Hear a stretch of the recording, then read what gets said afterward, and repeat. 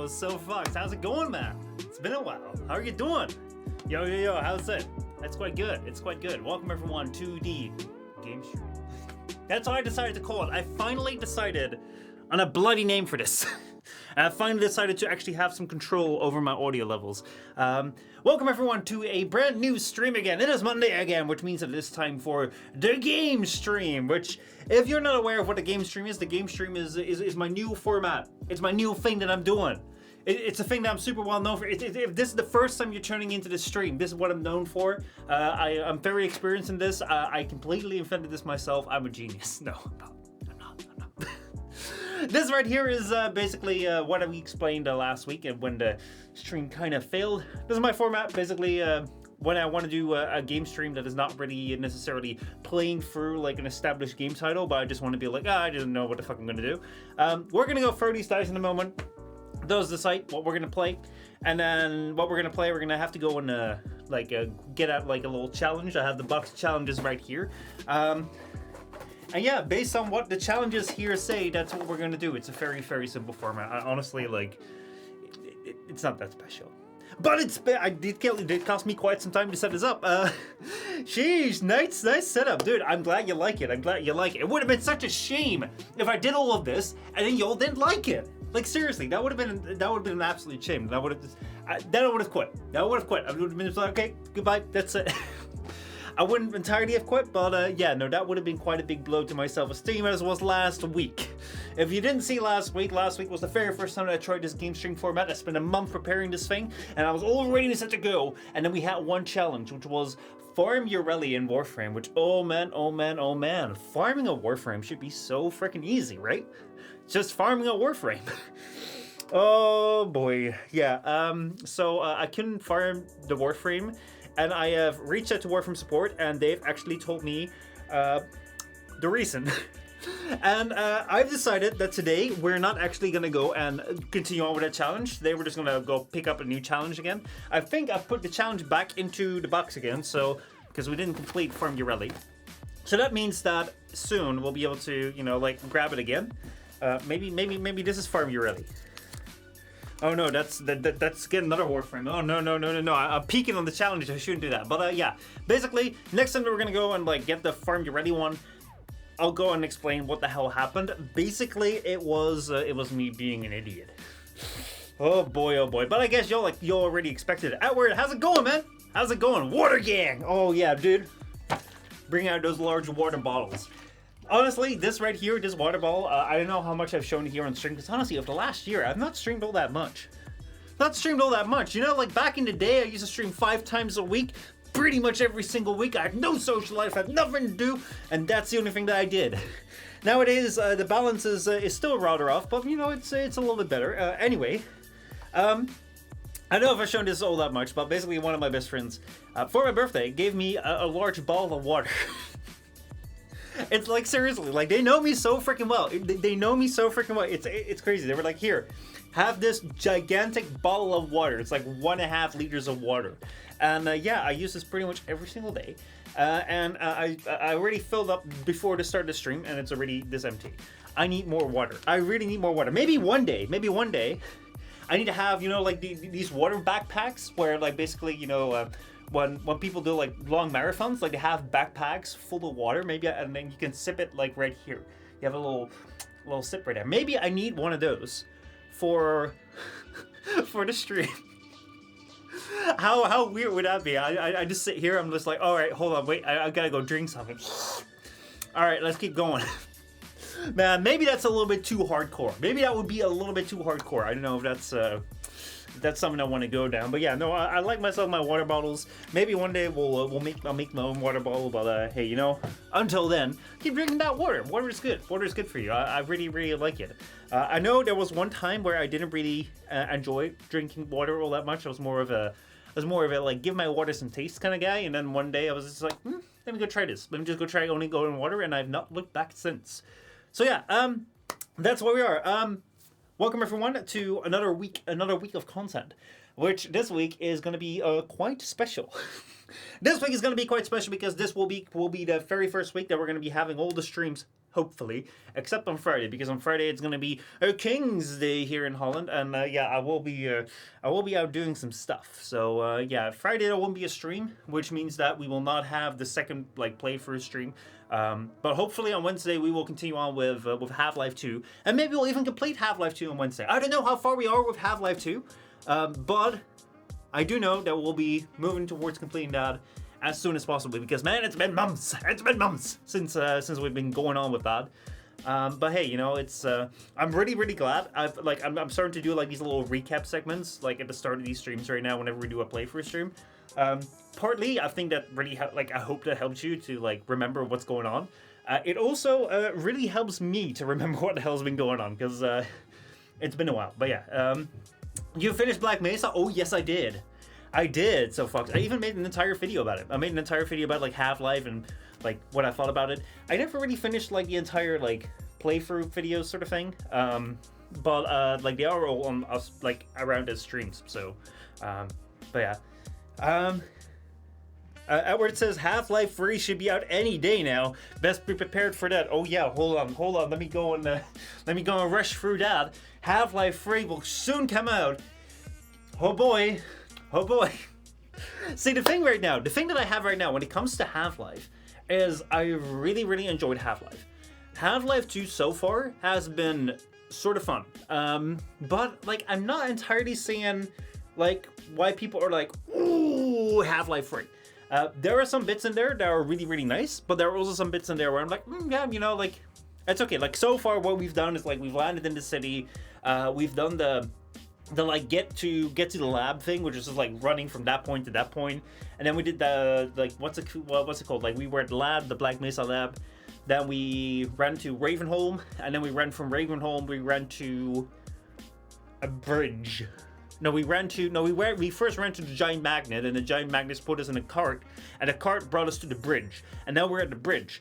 And the thing that I have is like, so far I feel like there's still something more to come. Because right now it feels like a really good follow-up to Half-Life. Like, if you like the Half-Life, then Half-Life 2 is going to be enjoyable too. But I've not really seen yet something that's like that step up that people are like, oh man, like this is bada bing, bada boom, right? So I'm curious to see if that will come around or if that won't come around. I'm expecting something. But then again, I should not have expectations, because like we all know that having expectations when it comes to games, it is really bad. Like expecting a Half-Life 3 to come out.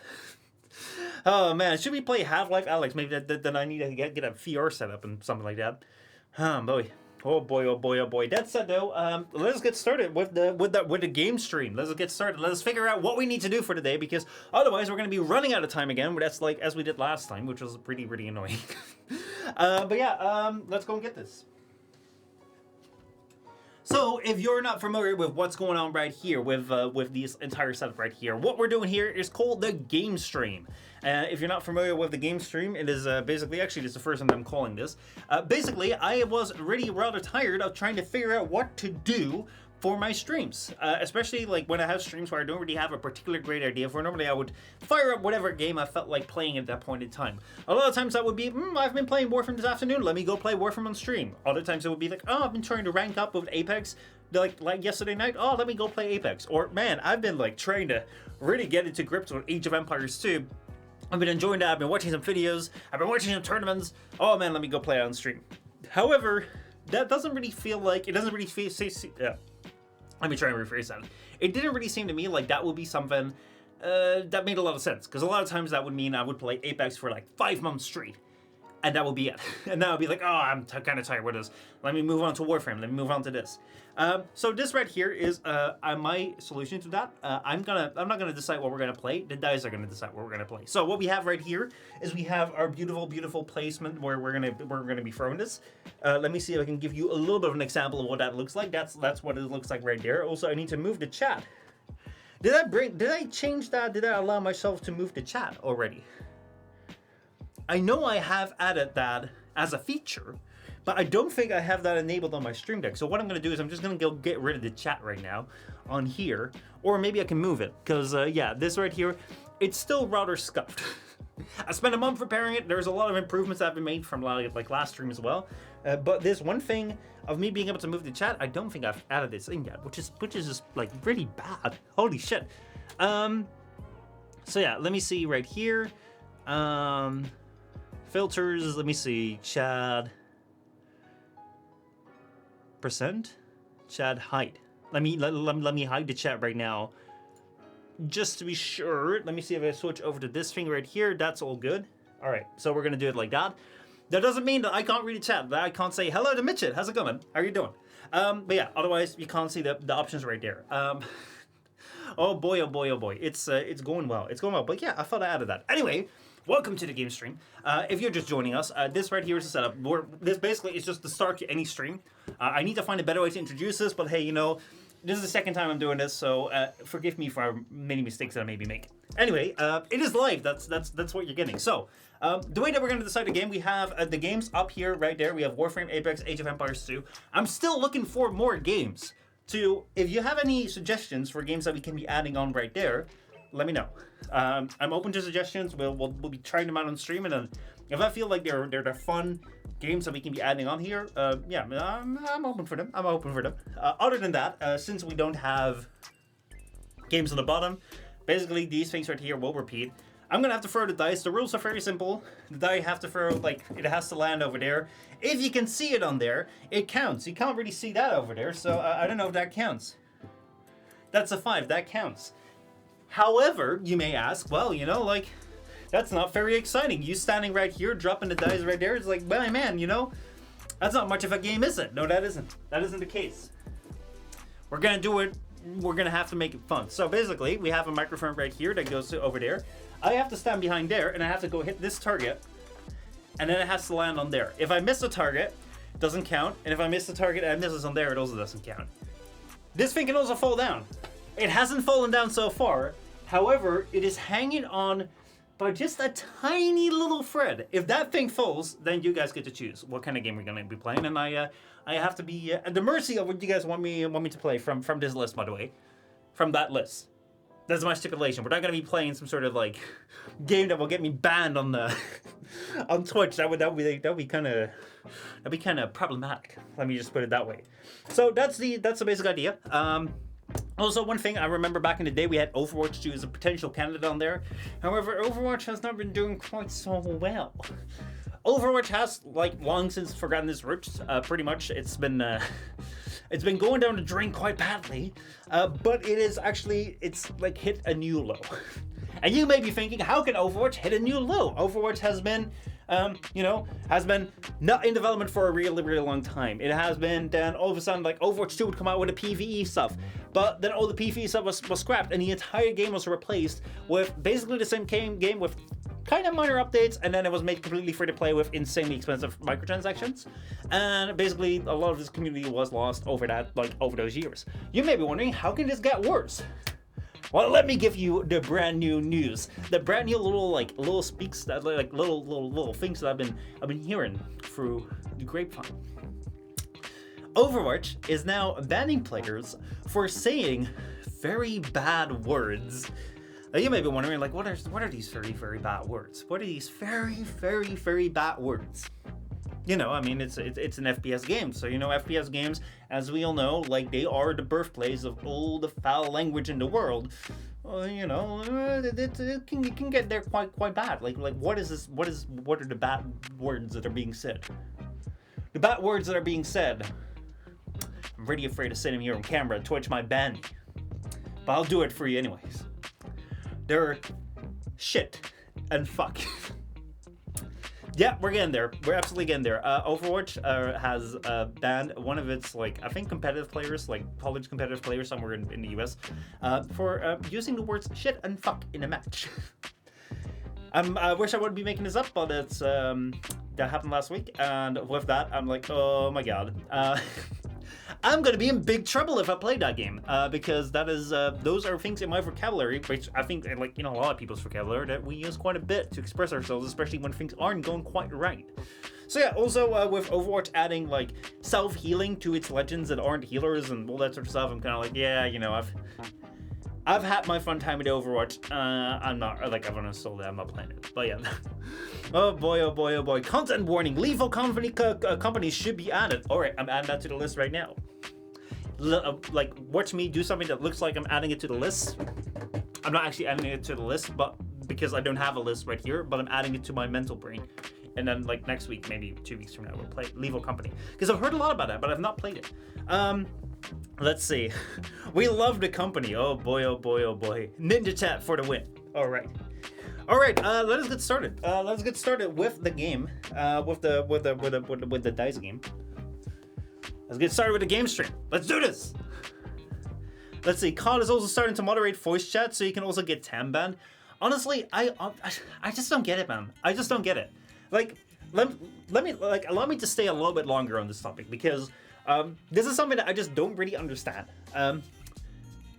It is so weird to me that basically, like, the character, the nature of an FPS game, like, it's part of the game that you have, like, shit talking in lobbies. That is part of the game. It is so freaking weird to me that these game companies come out here and say, like, you know, like, that's no part of it. Like, oh yeah, we want to ban it. We want to silence it. We're gonna ban you. We're gonna ban you. We're gonna ban you for shit talking. Shit talking is part of the competitive nature. Shit talking is part, like, the way that I see it is, like, if you're playing against people, if you're playing against your friends, if you're playing against whoever, you know, shit talking is it's part of it. You do it with every game. You do it with sports. You do it with like look at soccer fans, something like that. I mean, like, they tend to be degenerates also quite a bit. But imagine watching football, and, like, everyone in there is just, like, sitting quietly and just saying nothing. You know, there's no like soul in that. And I think that that's kind of what they're pushing for when it comes to these, like, PvP games. And I've never really understood, like, what the really big deal is. Because, yeah, you know, like, I've had my fair share of Modern Warfare 2 lobbies that have been pretty saucy, that have been pretty bad, and I've had my fair share of players that would be kind of salty. But what I've also had always has been the mute button and the block button. And they've pretty much always done the trick for me. So I don't really get, like, what the hell is going on, especially when you have Call of Duty being an 18+ game. And I think, I don't know whether Overwatch is an 18+ game, but Call of Duty generally it always used to be 18+, because, I mean, that's violence, that's death, that's shooting. It's like, you don't want to let kids play those games.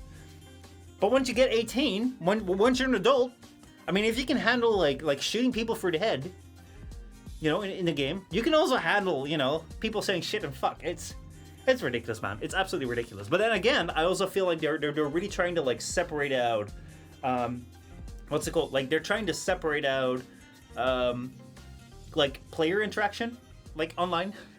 It wouldn't surprise me. It wouldn't surprise me if sooner rather than later, you know, like, you would not be able to distinguish whether you're playing against AI or whether you're playing against players in a multiplayer. Because, like, if you look at Fortnite already does this, where, you know, like, if you come back after a long time in Fortnite, they'll team you up with AI, like, they'll throw you in an AI match and basically you'll win. That was, like, one time, I think a couple of years back, almost at, like, 2020 or so. I tried to make a Fortnite video. Please don't unfollow me for trying to play a Fortnite video. But I was like, man, you know, like, I should try and, like, see what the thing is about, because I am in fact a Fortnite founder. Thank you very much.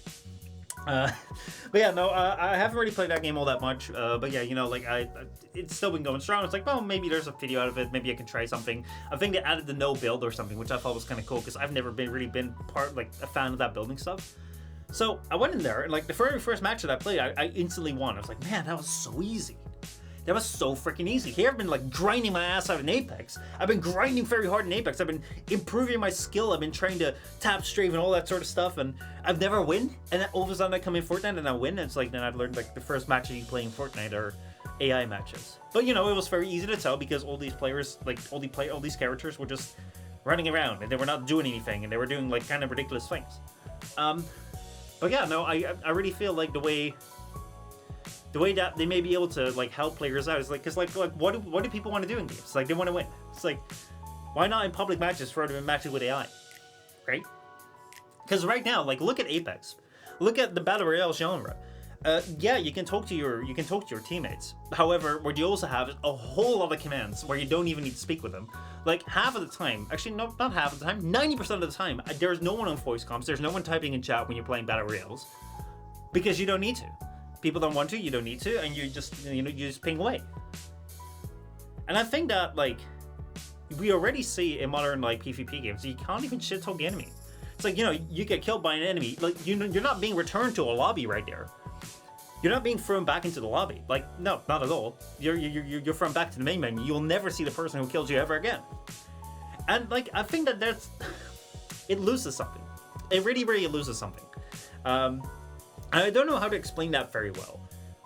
But I think that like the part of the thing that you're losing in that game is like, yeah, like I think that they're really afraid of the shit talking. Because, oh man, people can get hurt. People can feel like, like they're being targeted by someone who killed them, or they can be nasty. It's like, I do feel like that's part of the game.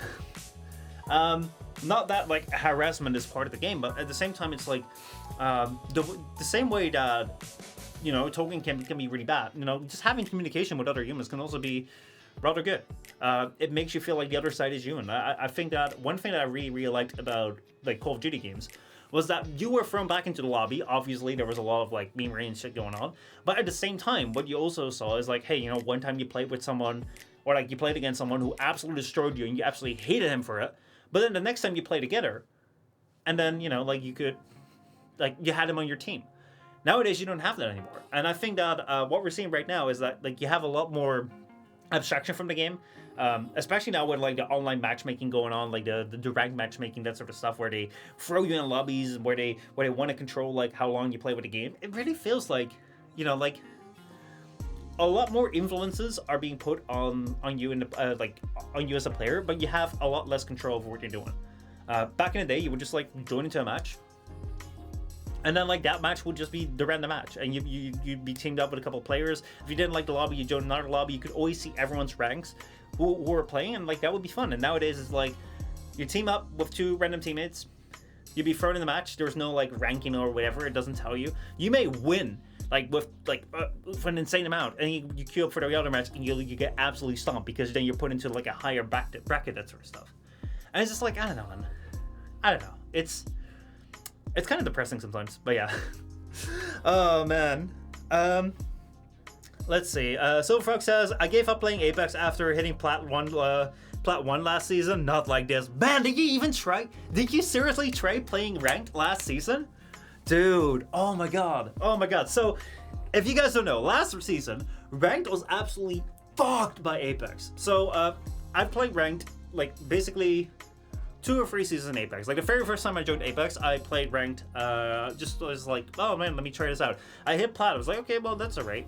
And then I discovered, like, the moment you hit Plat, then you need to start playing with teams, because if you don't play in the team, like, you're going to be, like, winning once every 5 matches, but the 4 matches you lose, like, you're going to, like, lose rank. So basically, you're going to have to play, like, if you win once every 5 matches, or you play well once every 5 matches, basically, you're only going to be creeping up points. You're going to be spending hours and hours to kind of creep towards Diamond, and I believe in Diamond, if you don't have a pre-made squad, you're just fucked.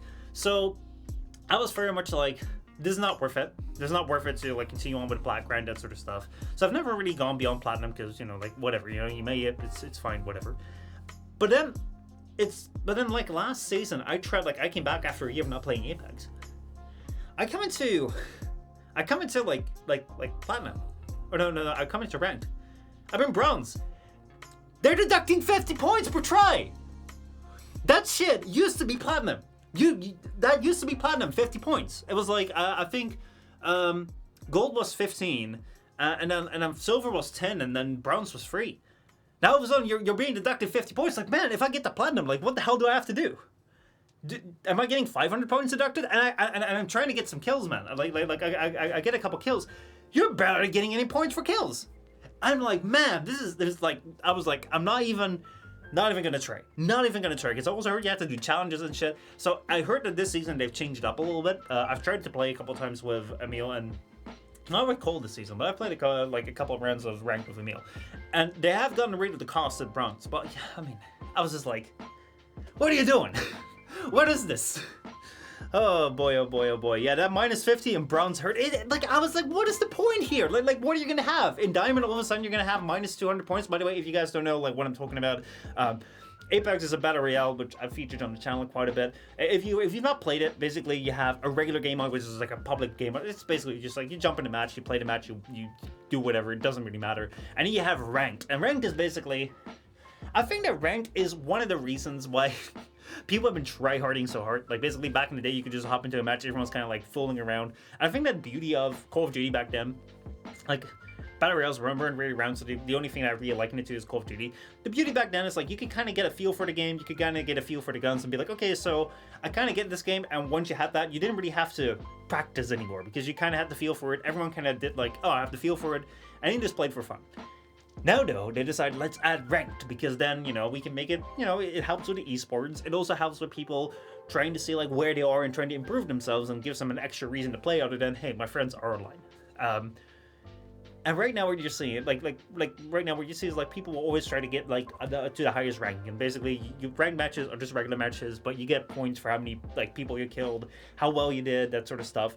And the higher you get in ranked, the more points it will cost to enter. Like it will cost more points to enter into a match that, you know, like if you play bad, like you're being dropped down.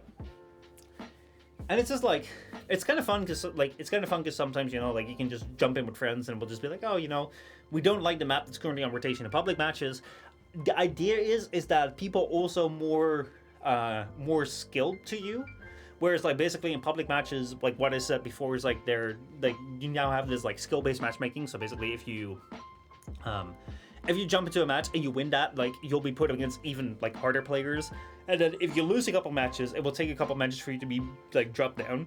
But a lot of times it just ends up being that you just kind of play like, So when it comes to like playing ranked, if you're playing bronze, like basically you're supposed to only be matched against bronze players, which basically means that if you like for bronze, silver, and gold, it's kind of a breeze. You can kind of like solo it. It's kind of fun.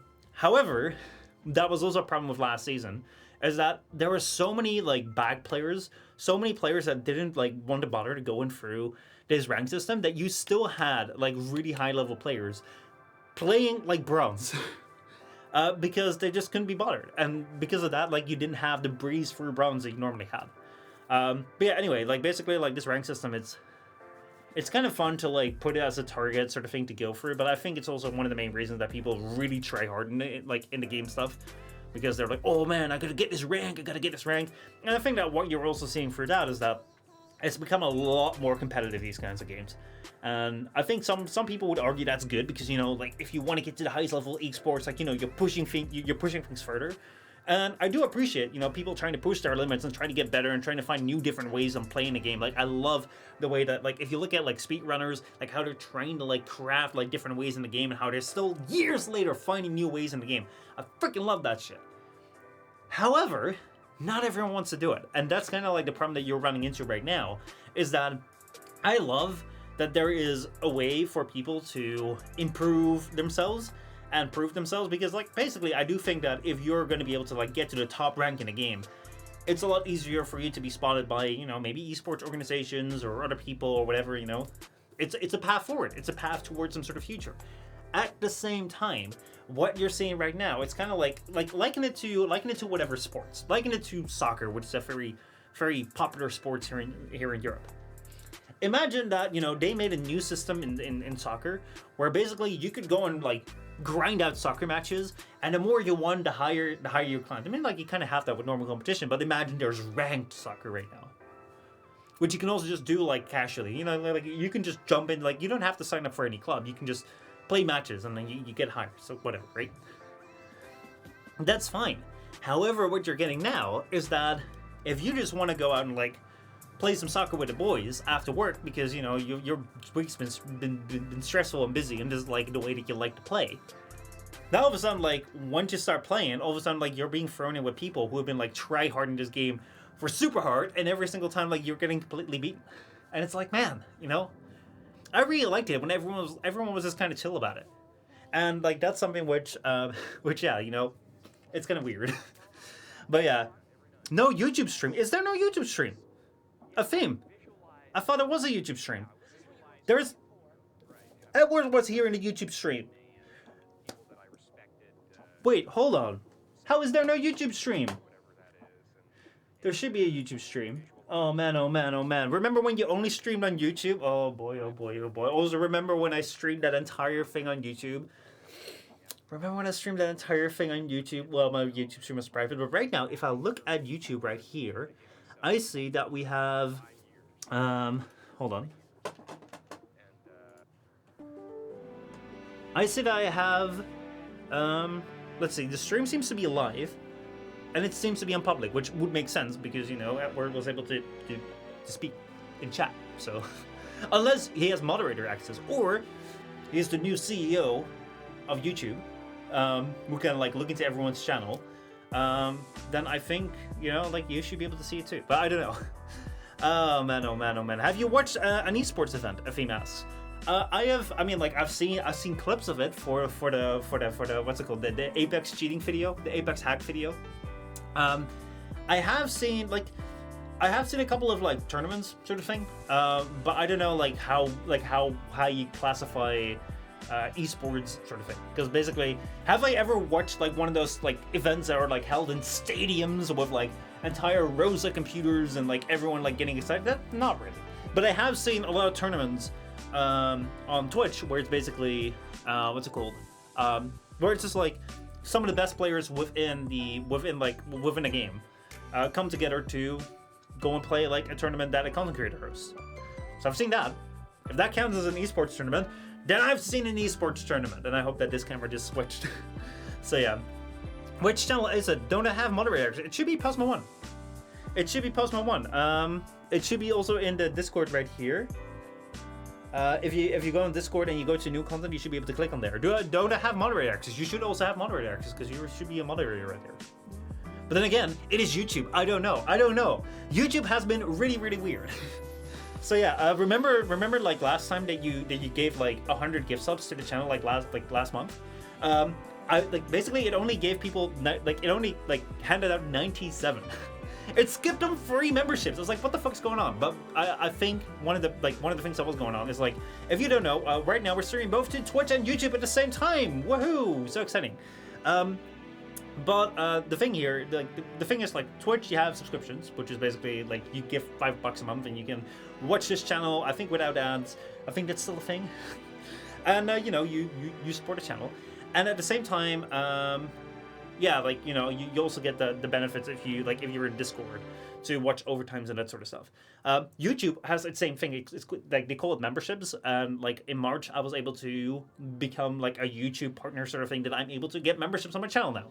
On YouTube the membership costs are way lower, so if you want to subscribe but you don't want to spend $5, because I think $5 is like quite a lot, $1 on YouTube or $1 on Patreon, it's like all the same thing. But on YouTube right here, like they have memberships, however, like, and it's kind of the same thing, but it's also not really. Because they have this really weird thing where basically on Twitch there's like this long-standing tradition where you're able to give out like gift subscriptions. So you can basically like give a whole bunch of people subscriptions, like, or one person a subscription. On YouTube you have the same thing, but on YouTube they have by default that you're not able to get subscriptions from someone, which is just so weird. It's like you need to go into a gift setting and then opt in for getting gifts. So I'm like, who would not want to get gifts? It's so weird. It is so weird. Let's see. I was on the wrong channel. Now I am become mods. The destroyer of spam. Rory, Mao. Nya.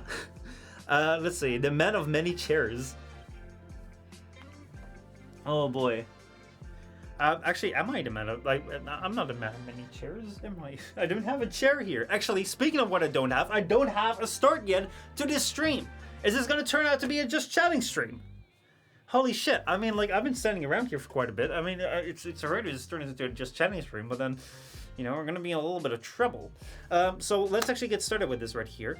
Let's see, I think it's for the companies or something, the gift choices.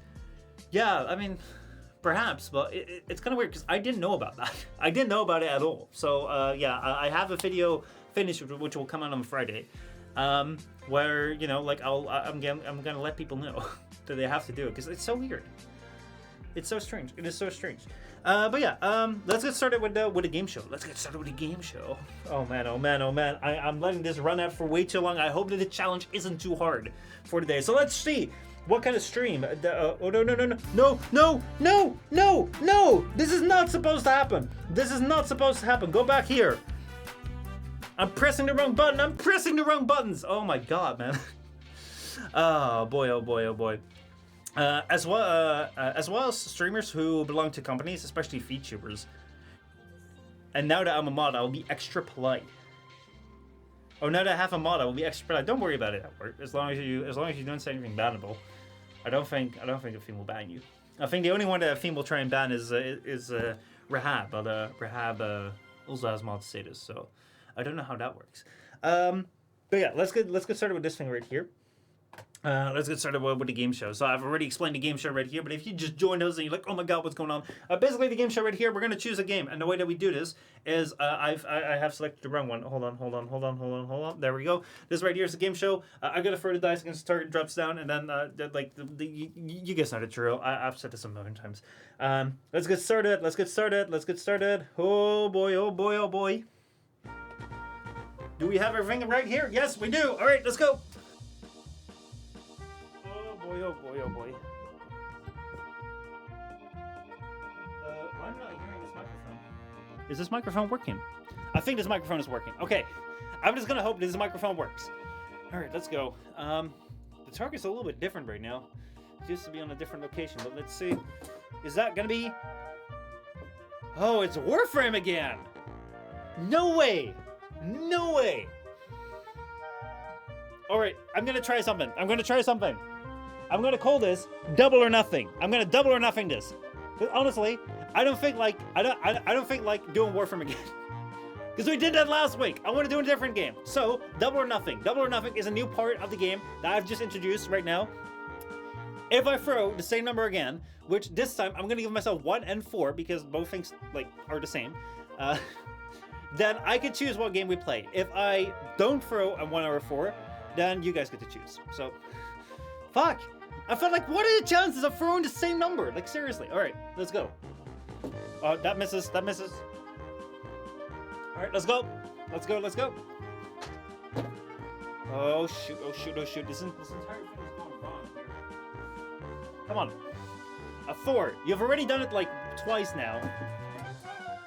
All right, y'all get to choose. Dang it. Oh boy. There we go. Oh man. I thought, man, I have this under control, because what are the chances it's going to be Warframe again? But hey, it is number 5 this time, so y'all get to choose. And if you guys want me to play Warframe, then I guess I have no other choice but to play that game. Or if you guys want me to play like one of the other games, let me know. Let's see. Wait, I thought 4 was Lethal Company now. I have not played that yet. Like, I have not added that yet. Because we haven't played that yet. I don't even have it yet. I need to go get that. But yeah, it will be something that, hold on. Let me go change the song right here for a second. And also, I need to get rid of this. There, and there, and there, and there. Oh boy. Cry of Fear is free. Cry of Fear, I think I have that already. But yeah. Oh man, hold on. Let me go sit down. This is all not going according to plan. Oh boy. Let me go adjust this thing right here for a second. Is this darker now? Why is this? Oh, it's because the green screen isn't up yet. I was like, what's wrong with this? What's going on? Hold on, let me go change to this cam right here. There we go. Then I can just like kind of sit down and like read the chat a little bit. Are you the only person on Discord who lacks it? Let me go take a look. Because I think I do have it. Also, I also feel kind of fine to like make this a just chatting stream. Y'all don't mind. Oh boy.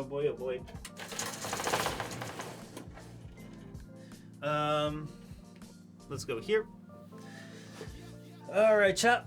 All right, let's go take a look right here. Also, that dice landed rather nicely. Honestly, like they did.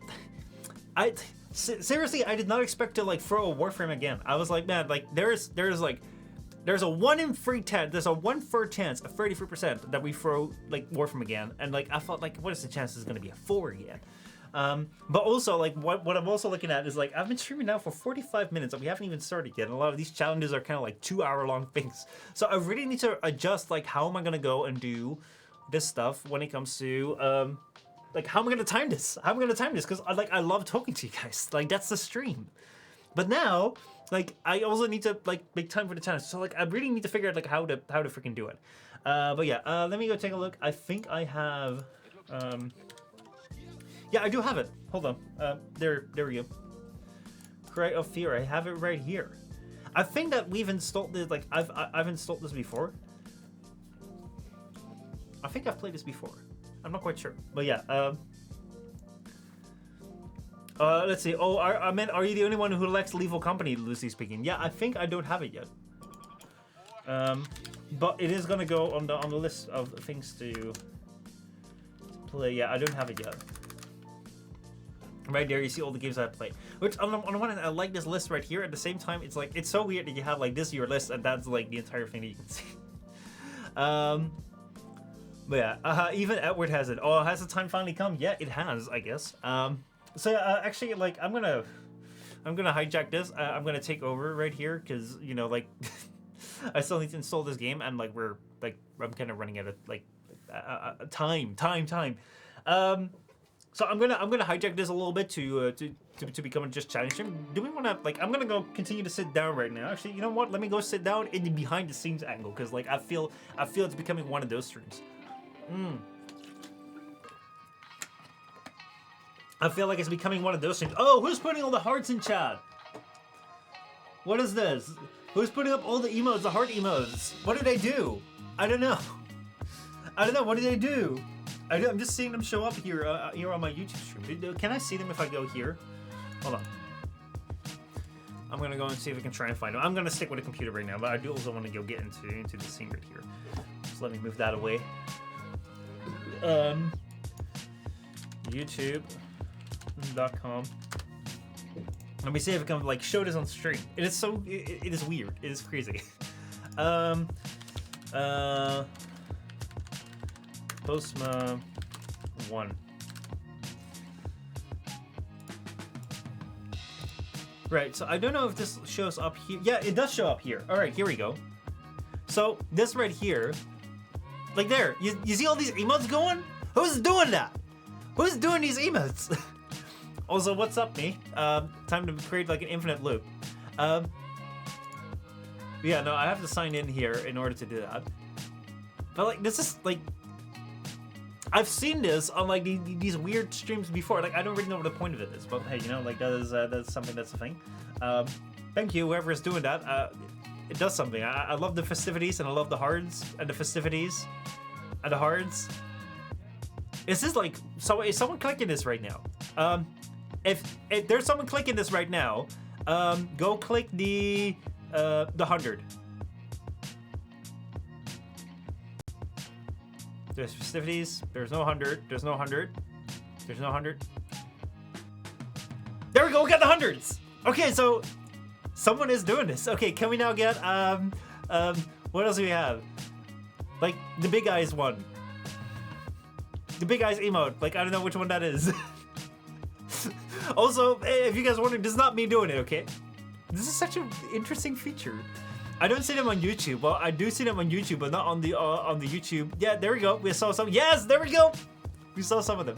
Man, this is strangely captivating. This is strange. This feels like, you know, you know, like how some videos or some streams right now have the Subway servers on the site just to like keep people entertained because we're very easily like entertained if we just see like flashy colors. Like right now, like the emotes right here is like, man, I can stare at this for hours. Is that why this is a thing?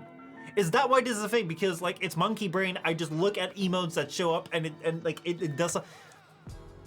It's so weird. It is so weird. Like I've seen this on like those TikTok streams before, like where people just like say all the weird stuff. I really do want to do a deep dive into this one day.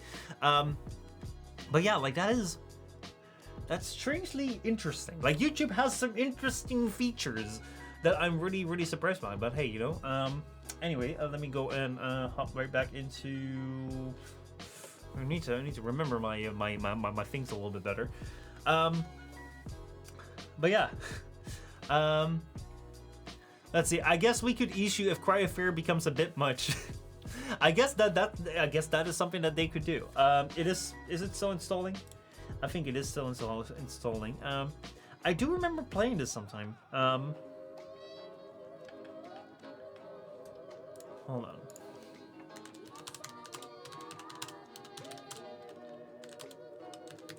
So yeah, this is like, actually, hold on. This game is about 8 hours. Do y'all want me to play an 8-hour game? Edward says, I know nothing about the Cry of Fear game, not gonna lie. The only thing that I know is that we played it a little bit on on one stream before. But it is about 8 hours, so that's not something that I feel like we can do in this one stream. That is something that we can throw on the gameplay thing, like the playthrough thing. But on this one stream, I'm not even gonna be able to finish it. So yeah, let me go back here. Let me go stand up again because I like standing up. Oh boy, oh boy, oh boy. So yeah, here we are with this stream. So yeah, let's turn this into a just chatting stream because fuck it. I don't have a thumbnail for this. I'm screwing everything up. But then again, this is what happens if I don't stream. Also, look at how. Hold on, you can't see that. Look at how weak the target is. It's just like barely hanging on there. I don't know if I should touch it, but anyway, just to give you like a little bit of insight. Just to talk with you a little bit, because man, it feels like so long that we've talked. It feels like so long that I've actually had time to talk. And on the one hand, the point of these streams is for me to kind of like have something to do, so I don't end up endlessly talking. Which I don't know. I don't know if that's very interesting to watch. Like if you're just joining halfway through, I'm just blabbing about and talking about a whole bunch of things and you didn't catch the start of it. Or I don't know how interesting it is to watch like afterwards, like if it's like some sort of one-man podcast where it's just like, oh, there's no point to this because he just keeps blabbering on. So with kind of like that in mind, I did kind of like start up this idea of like, oh, let's go and do challenges. So that's kind of what I had in mind. It's like, oh hey, it will give direction to the stream. It's not like I'm going in blind and then I have to make up like the shit as I go. But since I've streamed like that for about 4, 5, 6 years or something like that, since I've streamed like that for so long, I turn on the stream, I see y'all show up in chat, I'm like, man, we gotta go talk, we gotta go talk. And then like I'm looking here, I'm 40 minutes in, I'm like, fuck, now we have to do a 2-hour challenge and I only have 2 hours. Like my time schedule is really, really short. So I really need to figure out how I'm gonna do this. Yeah. Let's see. It does Node have certain themes regarding depression? I mean, like, I'm pretty interested in playing it because, like, this is like the second time in a long time that you brought it up. Like, I'm really interested in seeing like what it's like. But since it's an 8-hour game, man, I need to have something to draw on. Tribal, how's it going, dude? Good to see you, man. But yeah, basically, like, to give you a little bit of insight, I wish I had something to draw on. I need to have a big whiteboard, right? How cool would that be if we have like a big whiteboard I can just like go draw shit on there? We can have lectures. I can teach you kanji. Y'all interested in learning Japanese? Interested in learning Japanese? That's because man, I am. Hold on. I'll show you. Since this has already turned into quite a mess of a stream, I'm gonna go hijack this entirely. This is my stream now. Fuck the game. Fuck it. Get rid of it. So yeah, here we go. What kind of kanji do you want to learn? This right here is my vocab learning, and this right here is my sentence learning. I don't know how well you can see that, but yeah, I'm working quite a bit. I'm already very, very proficient in Japanese. I can already say the messages of hajimemashite, Michel desu. Hold on. I need a prop for this. Like my Japanese is so good. I need a prop for this.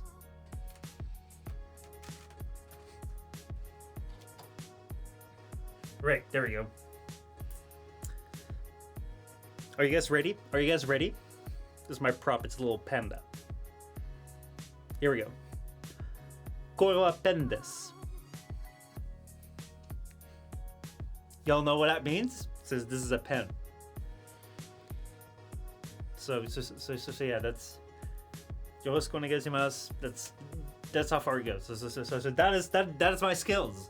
That's my skill. I can do anything. Like I can conquer Japan right now, but by just those 4 sentences. It's like hajimemashite is like nice to meet you, and then Michel desu, it's like I'm Michel, and then I say kore wa pen desu, and this is a pen, and I say yoroshiku onegaishimasu, which is like please take care of me, and with that I can conquer Japan. Like that's all I need. Why did I expect a pen to disappear like magic? The reason that I bring up the pen is because Japan actually had, during the Corona time, maybe I can go find this. We're turning this into like a little adventure thing. All right, we're just fuck it. I'm just doing shit. Man, I will not be able to make a video of this, but fuck it. I think this is exciting. I think this is fun. So, right, here we go. Let's see this. Let me see if I can find this, because this is freaking funny. YouTube.com. Let's go. So yeah, 僕はカナダ人です. Oh man, Edward, you're also pretty good. Let's see. Edward says, 私の oh god, hold on. 私の本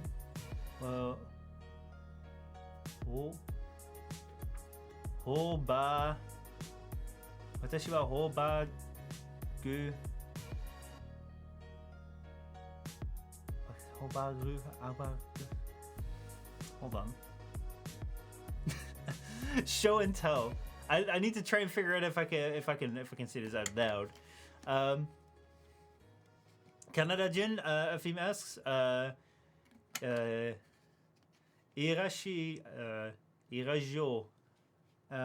It's a Monty Python reference. Okay. Also, like your names are so similar in the chat right here. I don't know if y'all. Yeah. I mean, like you can see that right here. Y'all names are so similar. Let's see. Katakana is worse than kanji since no one likes learning it. The thing with katakana, which is rough for me, is that like you don't encounter it that much.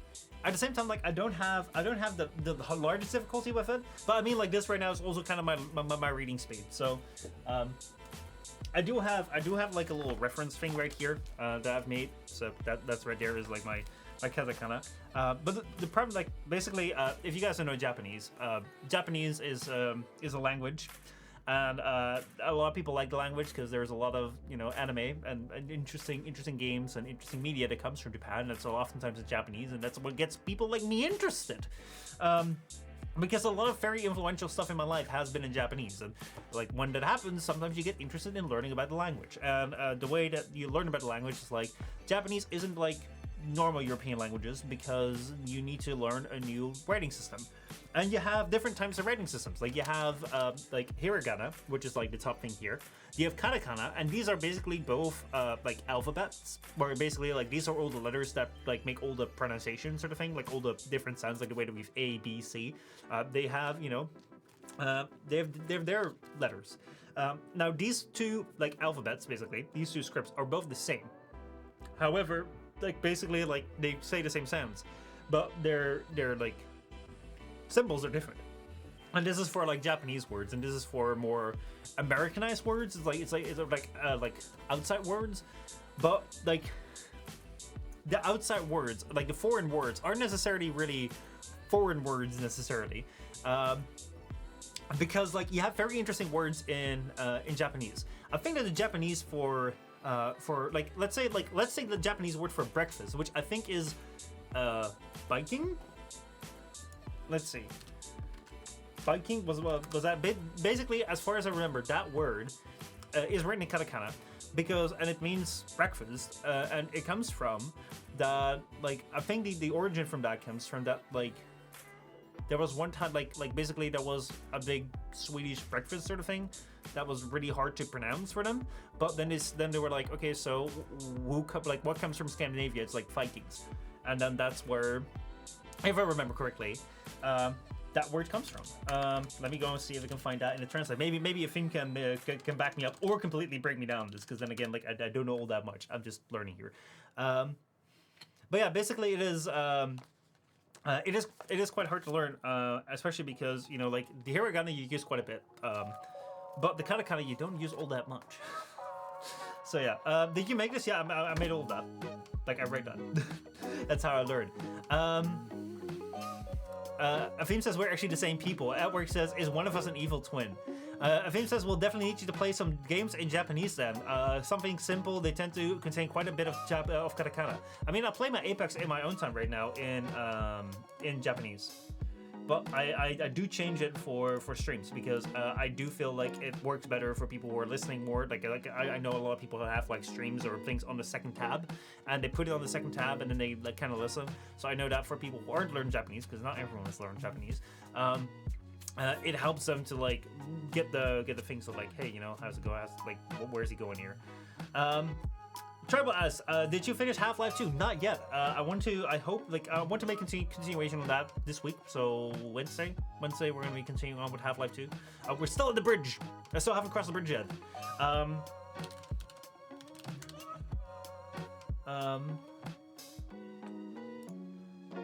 Let's see. What was that? Where was the biking one?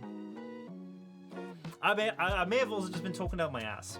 But I think that there was like a specific word for like a specific breakfast in Japanese, which was like Vikings, but like they changed it around.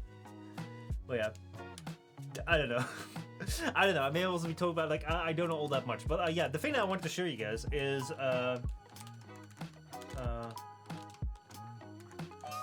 foil appendix. Right. So this right here is the absolute fucking shit. This right here is the absolute fucking shit. It is crazy. I need to share this with you. So, let's see. I think that this is the right one. So we're gonna go lower the sound right here. So this right here was during the Corona period, during the time of COVID.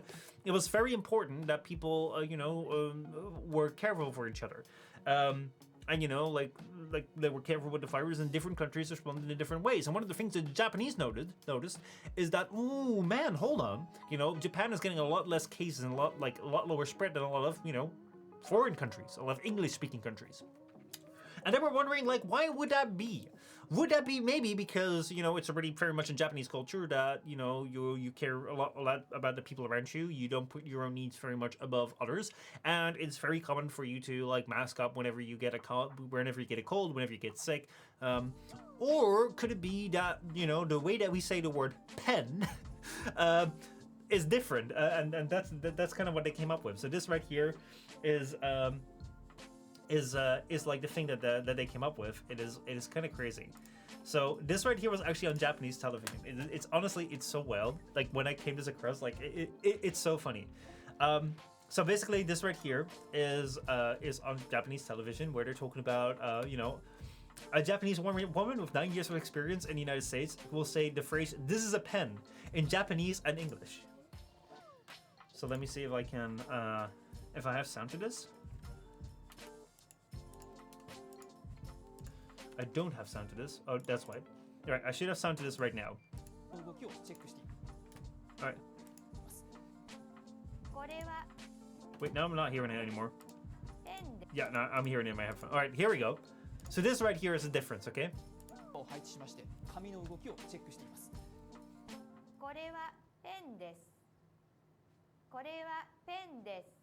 So that's Japanese. So keep in mind, like, how many germs are spreading for that, you know, like, that's what the cloth is for, to show you how many germs are spreading. And this is how the English say it.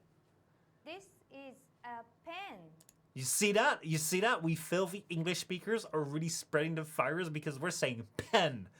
We're saying pen wrong. This is a pen. Honestly, like, this shit is so fucking fired, you know? Like, sometimes you look at television, you're like, man, you know, oh boy, like at least it's not YouTube. And then you look at this stuff and it's like, oh boy, you know. Sometimes the difference is not that big after all. But yeah, that is actually real. Oh man, they said pen, not pen. Yeah, that's the difference. That's why Japanese is a God-given language, because you can say pen in a very good way without spreading the virus. Let's put it that way. But yeah, no. What were we on? I don't know what we were on, but like all of a sudden I started showing Japanese, and then all of a sudden we completely derailed. We're even #1 at spreading germs, America. Oh man, I never thought of learning aspirational differences this way. Yeah, no, this is kind of crazy, man. This is kind of crazy. I believe the Dutch also like aspiration in their P and K and T. Let's see. Pen. I mean, like we say pen the same way. Like we also say pen. Pen.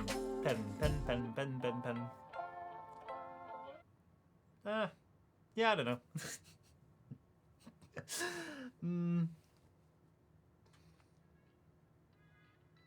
Trying to find words in which that may be the case. Anyway, let me just get off this language train of thought.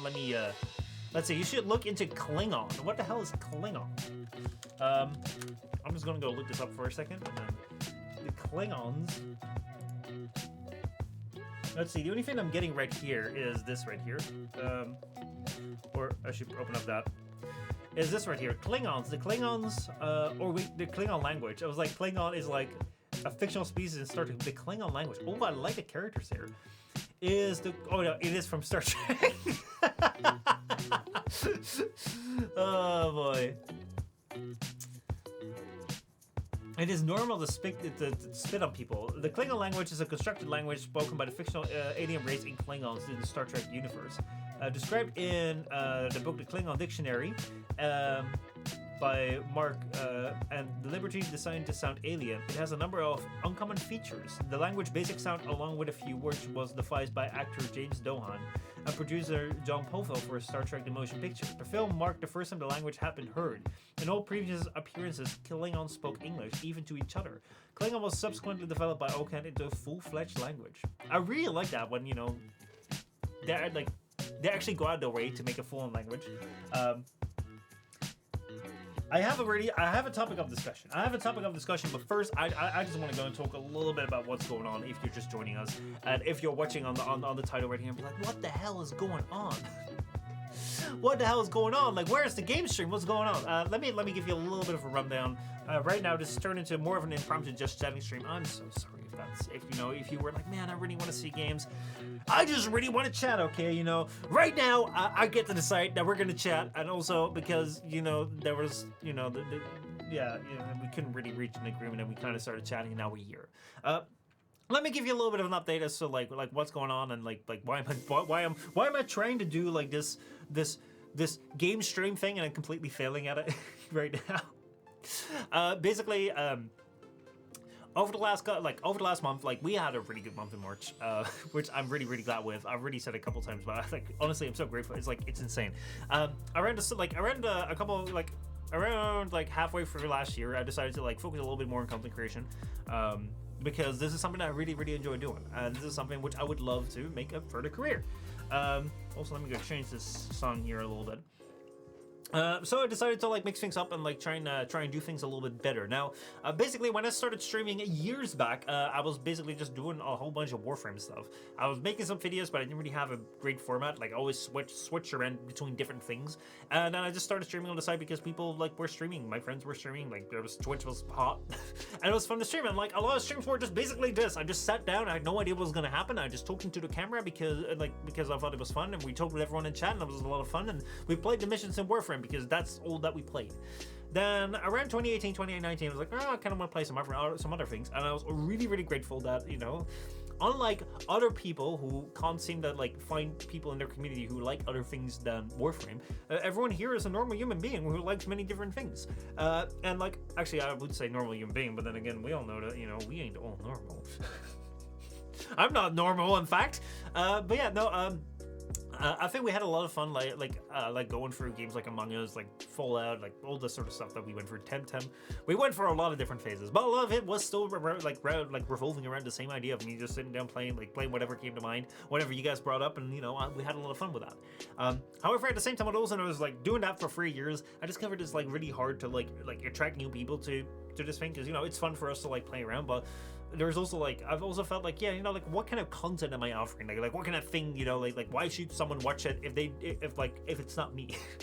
Like, you know, if they don't know me, like what's the point of it? And then I realized, like, yeah, there's not a lot of point of it. It's like, you know, like I hopefully give you an entertaining stream. I hopefully give you like someone fun to listen to, like on a second tab, or maybe I'm your primary entertainment for 2 hours. Kind of interesting to imagine that I'm competing with like full feature length movies, but hey, you know, at the same time, there's people who are streaming for 12 hours, which no, thank you. I've tried that a couple times, but not for me.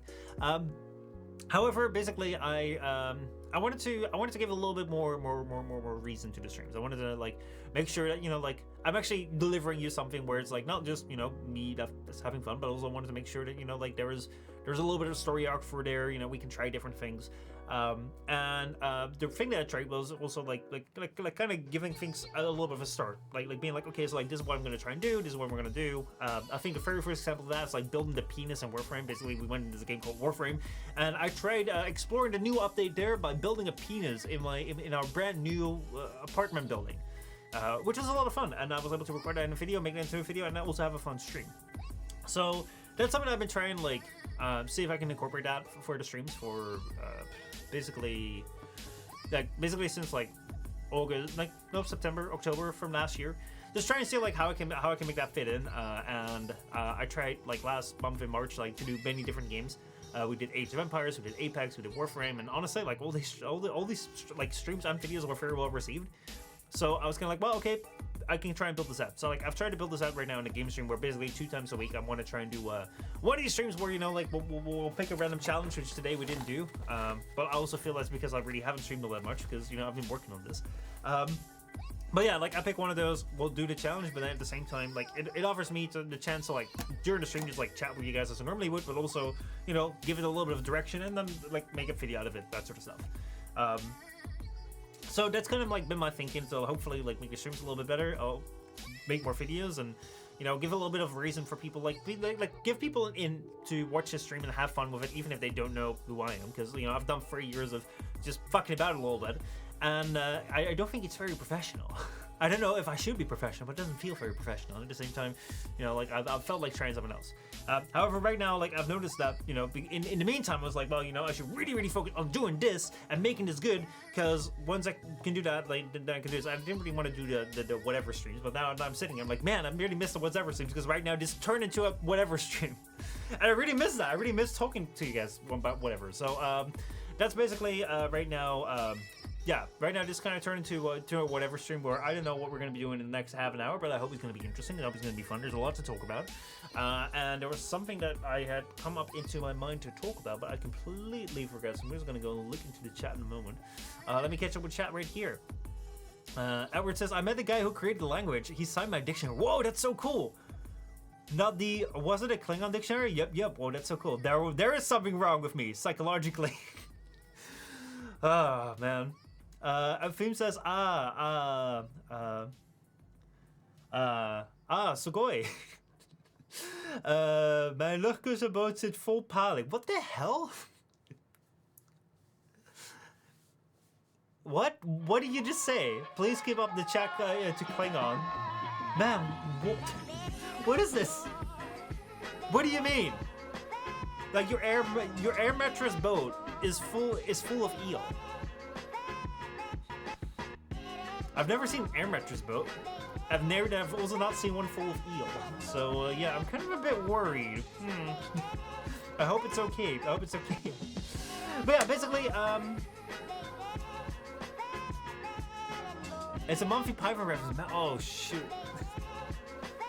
It's been years since I've actually seen Monty Python. It's been like, I watched so much of that when I was like 12, 13. Over the last little while, I have been watching a whole bunch of anime, though. My hovercraft is full of eels. Oh, I see. Actually, like, the Dutch word for hovercraft is also hovercraft. We also call it, like, a hovercraft. Dutch shares a lot of words with English. But yeah, so basically, like that's why I'm trying to do like the game stream stuff and why there haven't been that many streams. There should be more, but basically right now we've completely shot past the purpose of it, and yeah, if you don't have mattresses full of eels, you should be worried. Oh, I'm worried indeed. I'm worried indeed. Let me see if I can. There we go. I feel like standing up again. Because I like the movement. So yeah, right now we're just shooting the shit. Today's stream is just going to be a shooting the shit stream. Whoa.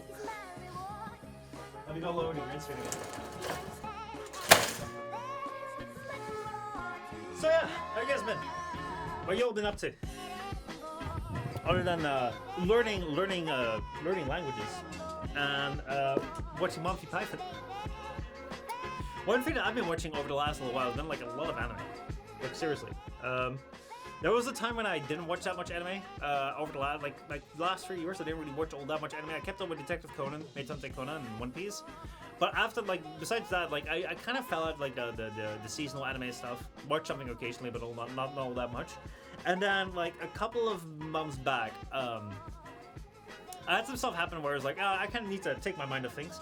And I was like, let me go finish Bleach. Let me go finish Naruto, because I've never really finished those.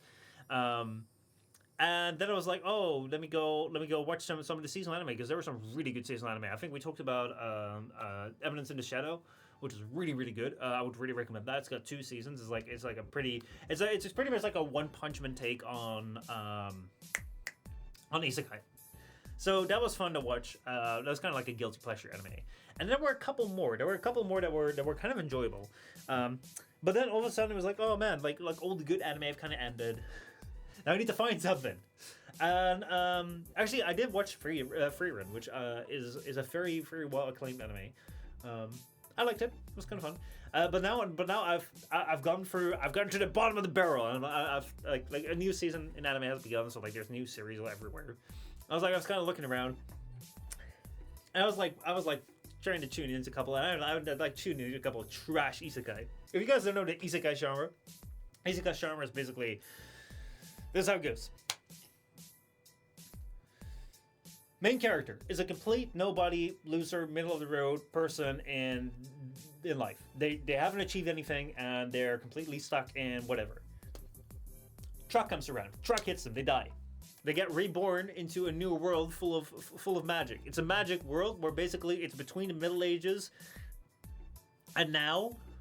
It's basically the fantasy setting where basically there's no cars, there's no electricity, but at the same time they do have like street lights which are run on gas or whatever, or magic power. Everyone is wearing swords and shields and that sort of stuff. And there are cities, and there's kings, and there's princesses, and there's magicians and witches and whatever. And you go to you have to go do quests, and it's kind of like it's an RPG. It's an RPG. And the main character drops down, and he's super powerful, and he's insanely strong, and he has some sort of quirk that makes him like the best person ever. And he runs into whatever girl he likes, and he gets like all his companions are going to be girls that like instantly fall in love with him and want to do all sorts of things with him, and his entire complexion will be like, hey, no, ooh, yeah, like he'll say that all the time because he doesn't really want to get on with the girls, but at the same time he does. Yeah, you know, that's Isekai. It's a pretty trash genre. Like the thing that I found when I've been watching, Trinity, how's it going? The thing that I've been finding when I'm watching these trash isekai right now is like, man, what is going on? It is so weird because like I've also gone back to some of the good isekai or the things that I thought were good back in the day. Like No Game No Life, I really enjoyed it. No, like Drew, like saying again, really loves No Game No Life as well. And I think it's a pretty good isekai. Basically, the premise there is like you have a brother and sister who are like the top gamers in the world, and all of a sudden like they get teleported to this brand new world where everything is decided by games, and then like their humanity is the lowest race in the world, and they have to try and like win the world by playing games. It's kind of fun. But then you kind of realize like, holy shit, man. Like I went back there and I kind of rewatched No Game No Life because like, man, I remember really enjoying this. I watched it, I was like, bro, these anime, like the entire isekai genre, generally is so bad with setting up worlds. It's like, it's so weird. It is so strange. Like I don't know how I never noticed this when I was younger. But basically, after having watched like a whole lot of One Piece, and having watched like Frieren, which is also pretty good in world building, getting into anime right now, and just seeing that they're not building any of the world that like this character spawns in, it's so strange. So what do I mean with world building? It's like world building. I think a very key feature of world building is that the world is alive, and what makes a world alive is the world is alive when the world functions on its own, and that's not what you're saying in Isekai. Like in most trashy stories, what you'll kind of find is that things happen because the main protagonist is there. So I was watching one, like I was doing a free episode on a new series right here. It's about like some sort of guy who gets teleported from a magical world to another magical world, and his he gets teleported there. He gets summoned as a hero, but his stats are worthless because it's a game. It's literally a fucking game. His stats are worthless, and then he reached level 2, and then becomes like all powerful.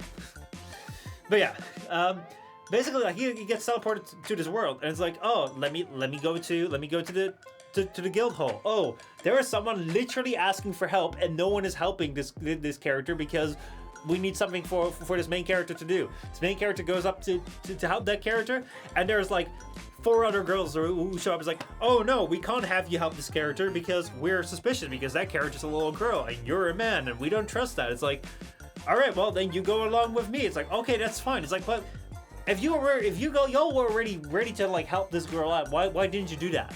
It's like, that doesn't make sense. But then they teleport to the place where the girl wants to go. It's like, oh wait, now we have to kill her because she's the demon. It's like, man, like y'all could tell when we were there, but you couldn't tell like just 2 scenes ago. It's like all that sort of stuff. It's like things change because the scene needs it, and not necessarily because it's very logical in the world. Like one thing that you see in One Piece, which I think is a really, really good anime, but it's also really, really long.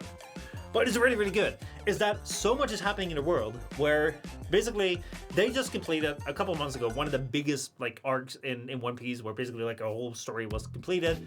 It happens on this island where they have to fight Kaido, like one of the big pirates in the area in the world.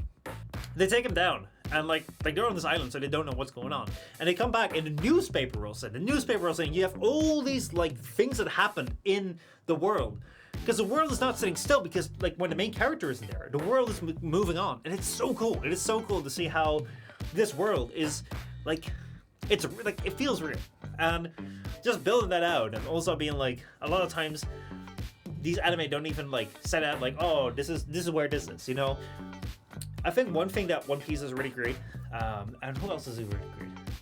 There's a couple of anime that do it really great. Like they always like let you know where everything is in relation to each other. I think that a perfect example of good world building is if you are watching a series or reading a story, and you can just imagine where everything is just through reading it. Like you can have a map of the world.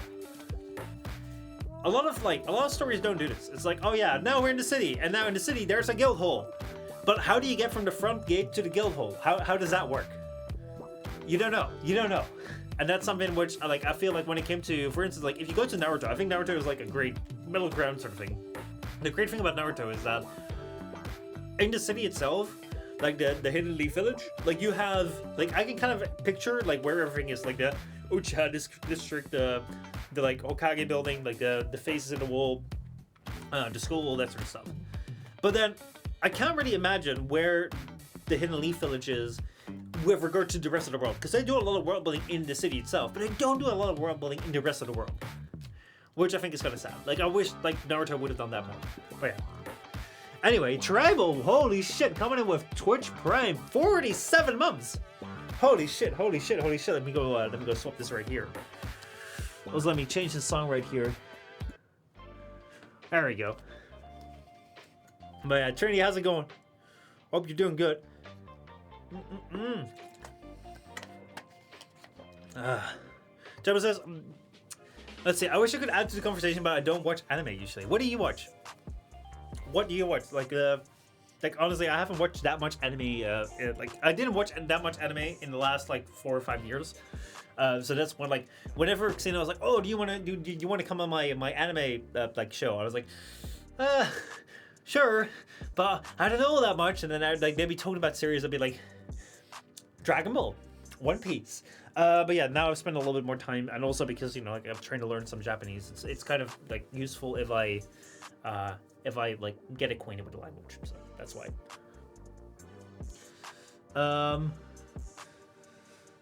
So yeah, Edward says I've been watching Hunter x Hunter lately. Recently, it's free online.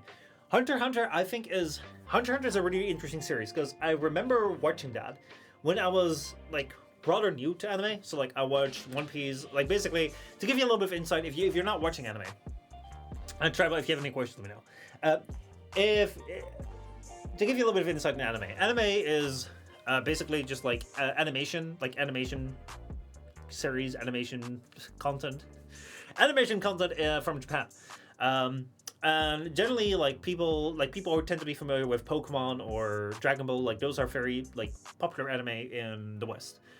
But the thing is, like anime is not necessarily aimed like cartoons at children or that sort of stuff. Like it doesn't really have like one specific thing where it's like, oh yeah, this is what anime is.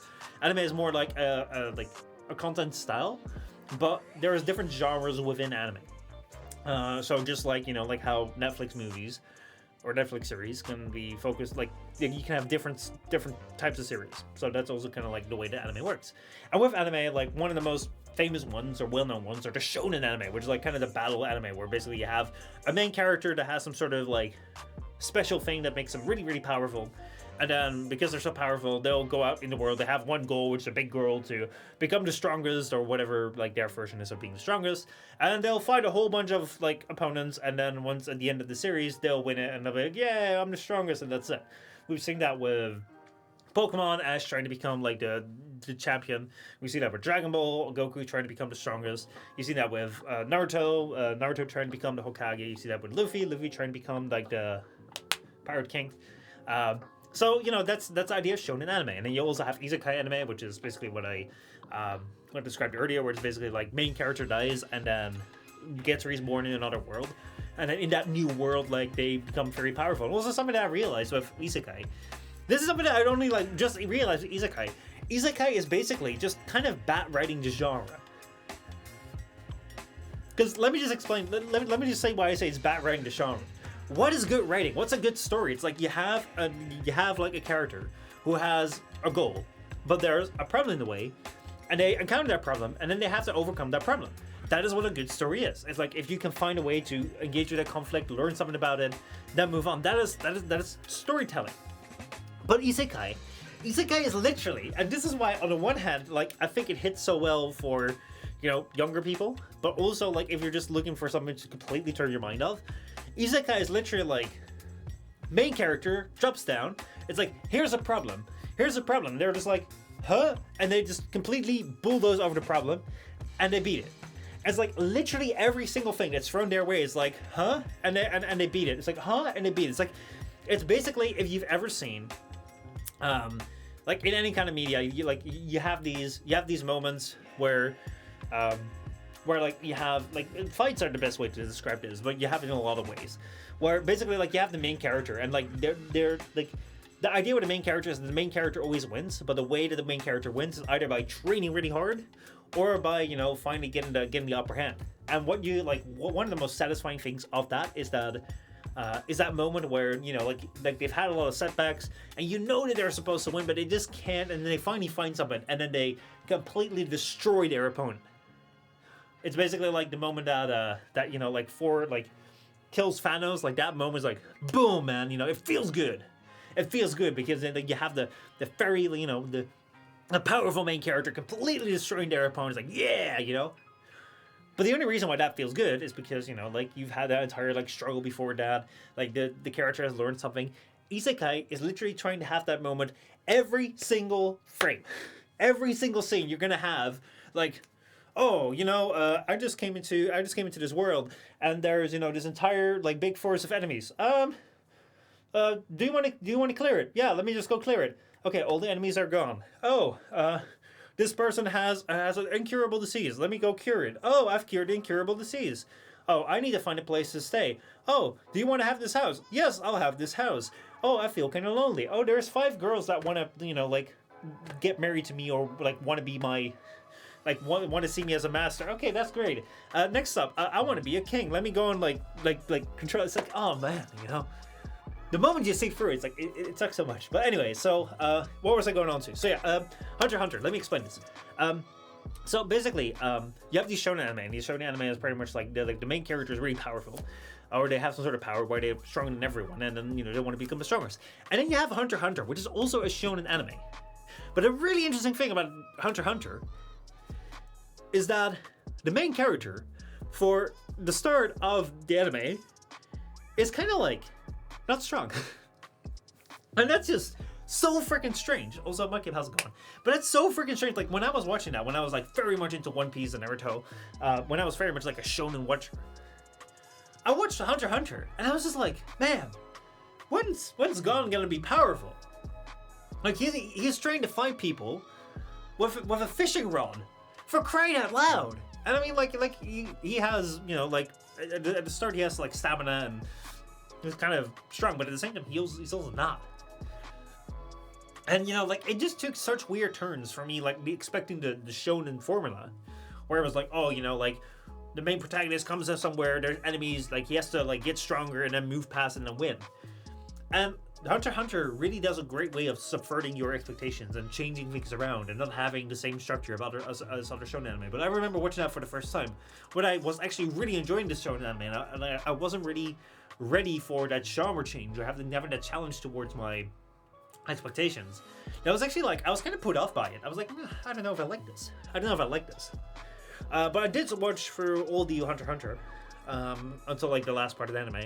I do know that right now, like the problem with Hunter x Hunter at this point in time is that the author of Hunter x Hunter is really slow with releasing chapters. I think he's also suffering from health problems, which is kind of like sad. But that does mean that this anime has been on hiatus for a really, really long time. So, yeah, I don't know if we'll see it finish, but yeah.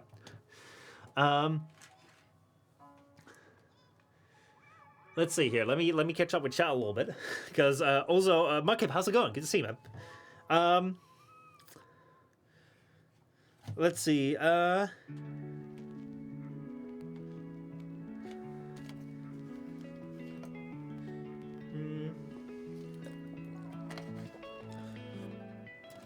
Also, I want to change the song for a second. Let me take a drink, by the way, because I've been talking quite a bit. This is really, like, I'm glad I put this on just chatting, but I do need to change the thumbnail for the stream right now. If you're watching this on YouTube, you're like, man, this was not what I expected. I'm sorry, this is not that thumbnail for that, but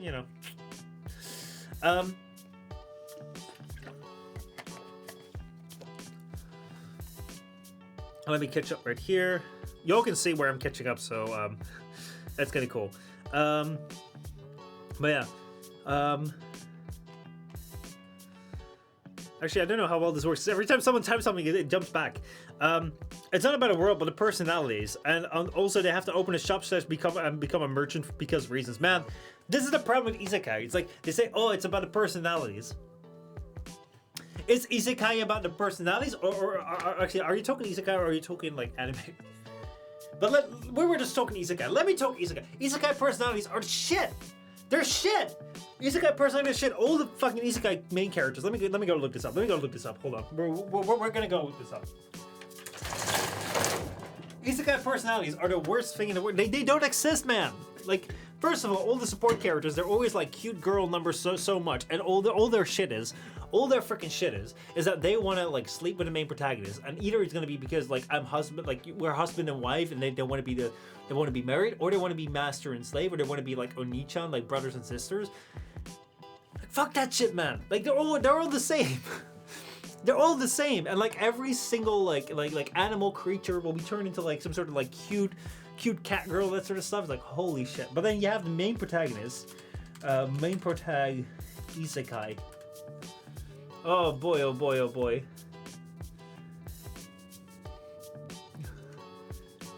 Like, honestly, this right here, 100%. Every Isekai protagonist is unique. Every Isekai protagonist, like, there you go. There you freaking go. They're not personalities, for fuck's sake. They're like, oh my god, the personalities are even worse. Their personalities are even worse. There are some that are good, but most of them are kind of, yeah. But yeah, it is still fun to watch the trash. There are over 1,000 episodes of One Piece now, if I recall. Yeah, they're at 1,100, I think. I think they just crossed 1,100. I'm still keeping up, and I'm also reading the manga. Like One Piece is my poison, and I'm really glad. Like One Piece came into my life at a really good point at the time. I think like One Piece has also pretty much shaped a lot of the way that I look at the world and the way that I view friendships and that sort of stuff. It is very important to me. It's an important anime to me. But yeah. Casually drink straight vodka? Yeah, indeed. That's what it is. But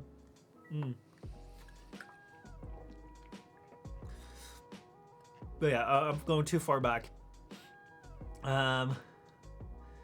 Let's see. Jody says, I'm good. Glad to hear that. Oh, and have any of you watched the new Fallout show? I've seen stuff about it. I've heard from people that's good. I've not watched it just yet, but yeah. Oh, Notice Me Senpai. I was on a few of those. Yeah, I've been on a few of those too, but like that was especially around the time when I wasn't really watching that much anime, so like I was really trying to like figure things out. But yeah, Tribal watches cartoons. You have any recommendations? I've seen some, like one thing that's weird, which is rather interesting. Like I've seen some of this stuff. I've seen some of this like stuff are going around. I don't necessarily know what it's called or whatever. But you know, like there was this one big YouTuber who got like some sort of like porn parody made of like a cartoon. Like that shit, I'm seeing it everywhere. And like a thing that I've seen, like some sort of documentary, like I saw some sort of YouTube documentary come by. Like I watched the first like 1 minute, 2 minutes of it, and they were talking about it. And they were like, that was like an indie cartoon made on YouTube, and I was like, what the fuck? How is this so big? How is this so big? How have I never seen it? But yeah, that is something which like apparently has gone well. They want to be the very best, like no one ever was. Yep. Attorney says, I plan to go to Japan at the end of this year. Oh wow, that's so cool. I'm thinking of going there soon as well. Where do you want to visit? Where do you want to visit? Also, like, how's your Japanese? Afim says, mind if I politely disagree with the concept of good storytelling being defined by the opposite but rather minimal. The protagonist encounters conflict to their goal. Oh yeah, no. Good storytelling is not just like protagonist encounters conflict towards their goal. But I mean, I think it's kind of like a minimum requirement sort of thing, because I guess if I look at like bad stories, like that's kind of what they're missing. Because like if there's let's say a theme says, no, that is a crudely obvious definition that could be found in various extremities, if not most old stories. If I may, do you found an isekai to be bad due to finding the idea that all isekai follow the same format, and that this format is mostly bad by the larger opinion? Regardless of that opinion, if it is the opinion truly being explained or not, we can see down thoughts. Let's see, the personalities was adjust towards the love interest. Oh yeah, perhaps explain better. I too plan to go to Japan. How convenient.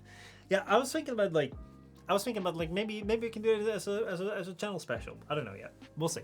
But yeah, no. So yeah, no. I agree, Dad. I agree that basically the a story isn't just a main protag encounters a challenge, but I do notice if there's like main protag encounters no challenge, and that's the entire story, it's kind of boring. But yeah, let me explain like how I feel about isekai. If I may, do you find isekai to be bad due to find the idea that all isekai follow the same format and that is mostly found like okay? So the thing with isekai is like I watched Sword Art Online, which is basically like the grandfather of isekai. Like that came out right at the time when I jumped into anime. That was like the fair like I was watching One Piece, I was watching Naruto, and then like at that point in time I was looking for other anime, and like the seasonal anime came around. And Sword Art Online came out, and Sword Art Online is like one of the first really popular isekai, where basically the concept is that you have main protagonist is God, what is his name again? He is right here. This right here is main protagonist of Sword Art Online. I don't know his name anymore. But yeah, like basically he lives in the future where there's VR tech, and this VR tech is so advanced that they can put you in the world by like just hijacking your brain, and then you can move around this world. It's such a good game, and he's a beta tester. And like on the very first day of the anime, on the very first day of the game launch, people all log in, and then they can't log out. And like in the helmets that you have to put on the VR headsets, there is brain fire. So if you die in the game, then like it will kill you in real life, and then you have to beat the game in order to get out of the game. No one can log out. That's kind of the idea. And because Protagon is a beta tester, and he's a really good epic gamer, he becomes super strong, and they have to defeat 100 levels of the world. And the thing was, like, when I saw that as a premise, like, I thought that was really, really fun. I really liked the idea. Like, it kind of gave me, like, One Piece vibes, where it's like, okay, you have some sort of, like, 4 stretch goals, and you have 100 levels. Like, how cool would that be? Like 100 game levels of this very carefully crafted game. Like, that's so cool, you know? I expected each level to be like a different world, because, like, you have to climb these levels. They're game design. It's like, man, this could be a really long-running anime. Basically, within 5 episodes, they were at level 70. Oh boy! And then like you had some sort of like side story where where he got married to like whatever his childhood love, or I don't know, some sort of side character, and then basically like by episode 11 they were out of the game. And to me that was just like so weird. That was just so freaking weird. Where it's like, man, you know, like you have all this stuff to work with, but you didn't do anything with it, and you're moving out of the game that was supposed to be this entire thing, and then they fuck around in the real world for 2 days or 2 episodes or something. I was like, oh, we have a new game that we have to jump into, and then jump into the other game. And they also finished out in half a season. They also did that for the second season and the third season, whatever. So I kind of stopped watching that by then.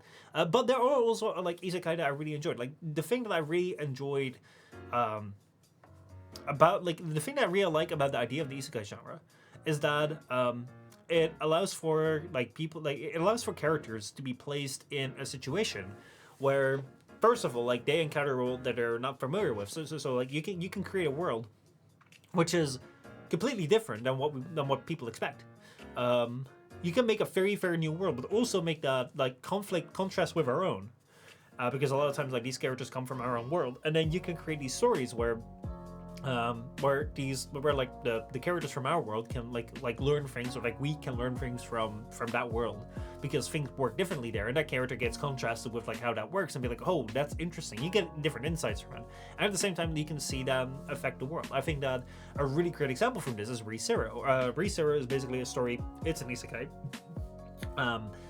But the character gets transported into this world, and his power is that like when he dies, he gets respawned, like from like a save point sort of thing. Like he doesn't control the save points, but basically he has no special powers. He's just an average kid, and he has to figure out his way through this very cruel and brutal world, by dying over and over until it works. And it's like, I think that story is really interesting because what that does, it really sets out this world in a way where it's like, hey, you know, there's different political things going on. There's different like factions of people trying to do different things, and they're all motivated just by themselves, sort of thing. So they're like basically like what you'll have is like Protagon will try and do different things. Like we'll try and take different paths for every single iteration of his save point, and sometimes things happen and they like you have no idea why they happen. You know, things just happen.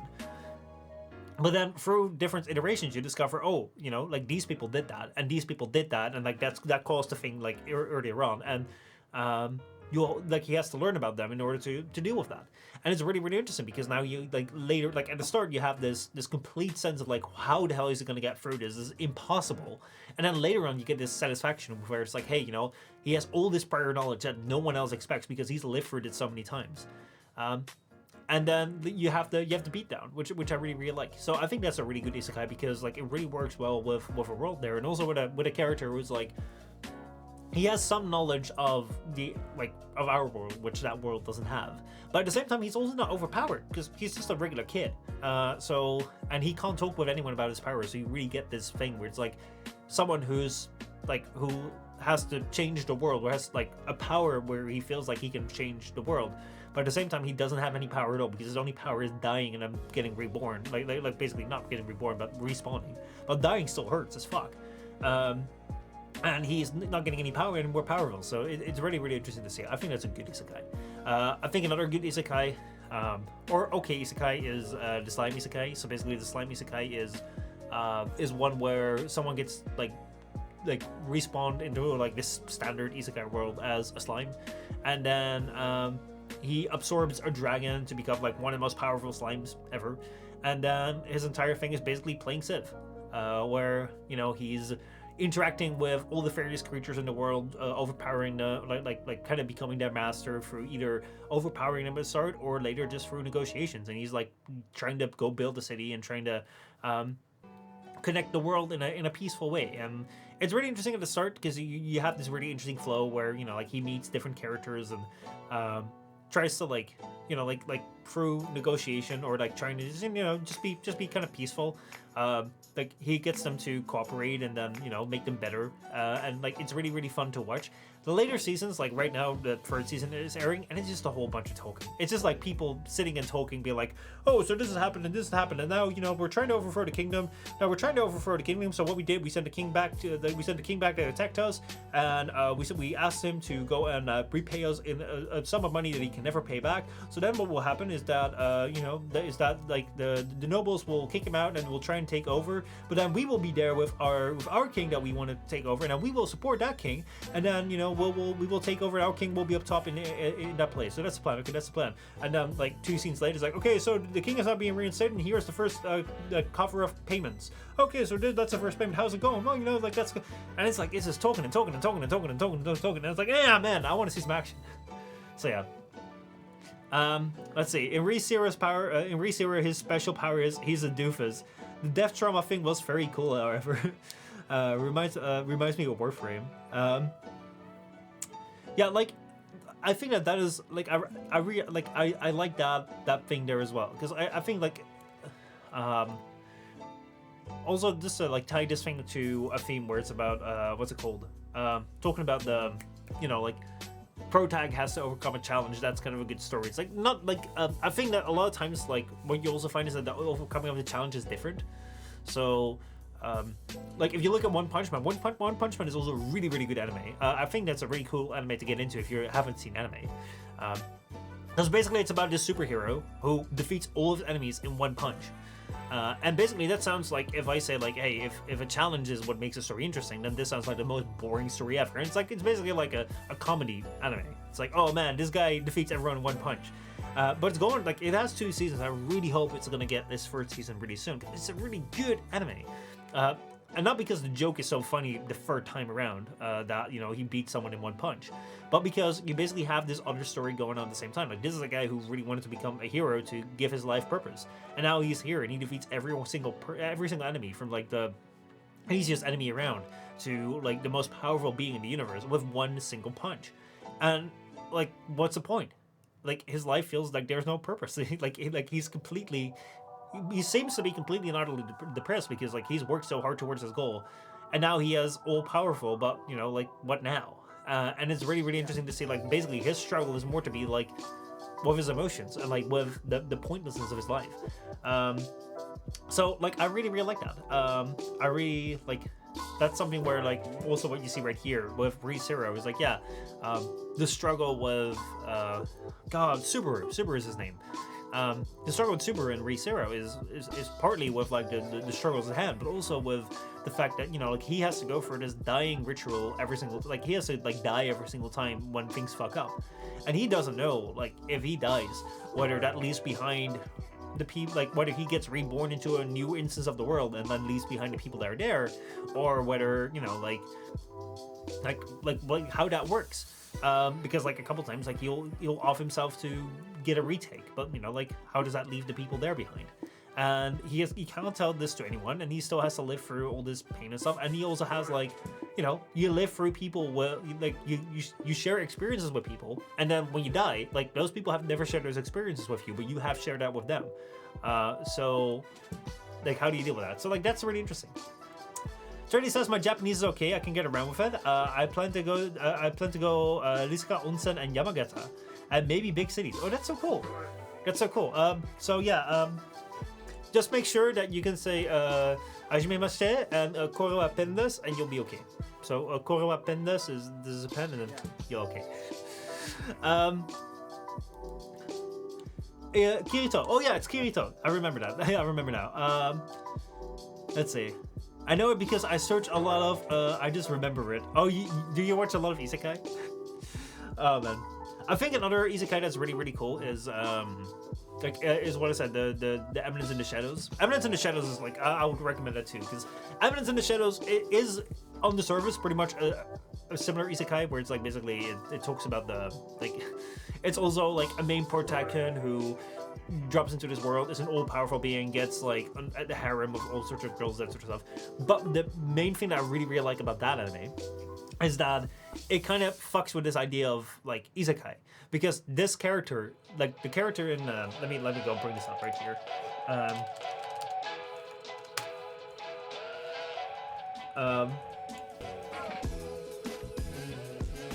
Let me just go right here. So.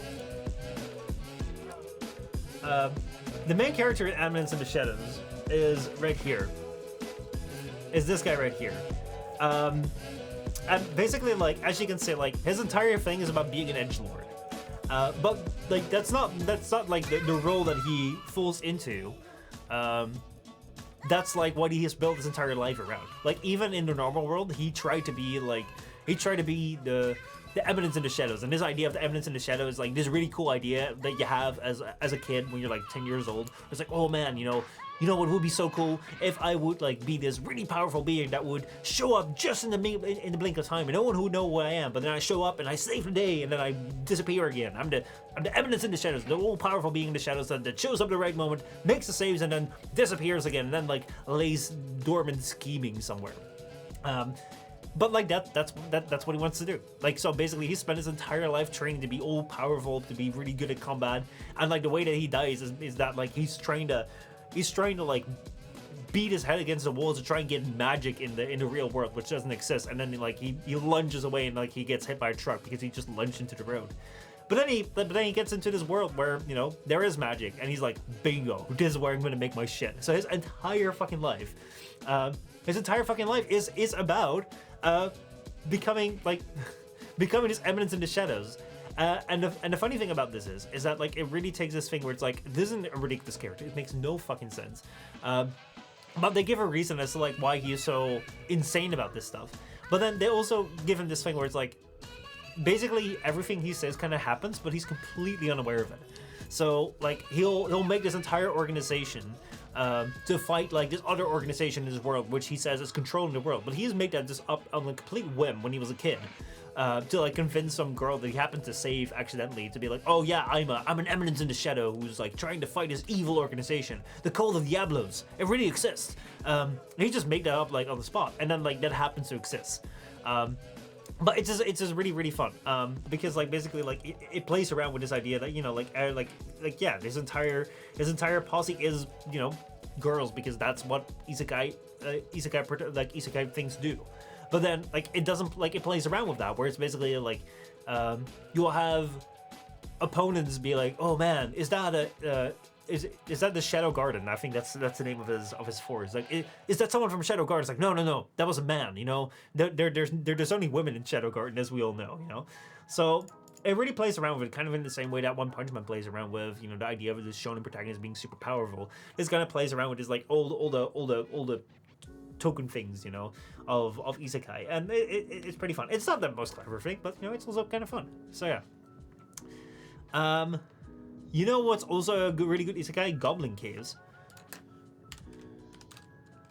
Goblin Caves. I've not seen that.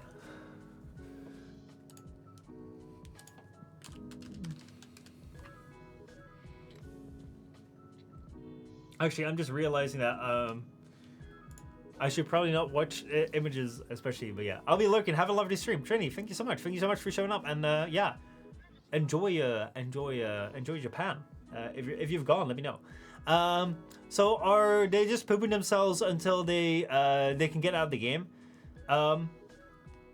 in tribal. So in Sword Art Online, it's like yeah, basically. Well, so like basically, in all these isekai, but like basically in Sword Art Online as well, is you have that.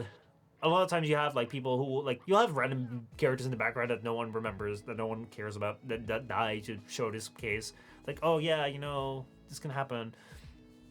And yeah, I mean, like when they're laying around there in their beds, I don't know how the feeding works, because like basically like that's also not explained. Like what, like whether they're pissing and pooping themselves in the beds, in the real world, or whether they're being fed. No one's talking about that as far as I remember. So. Sorry, it's cave, not caves. Don't search images of it. No, yeah, I was just realizing like maybe it's a very ecchi anime, and then all of a sudden like now I'm getting in trouble on YouTube and Twitch. Like that would be kind of bad. That would be kind of really bad. So he is Batman. Yeah, pretty much. Like you'll have this scene. Where like he is. It is like, oh man, like I love. Hold on. Let me see if I can find this scene right here. I want to find this scene. Eminence in the shadow. Let's see. Wine.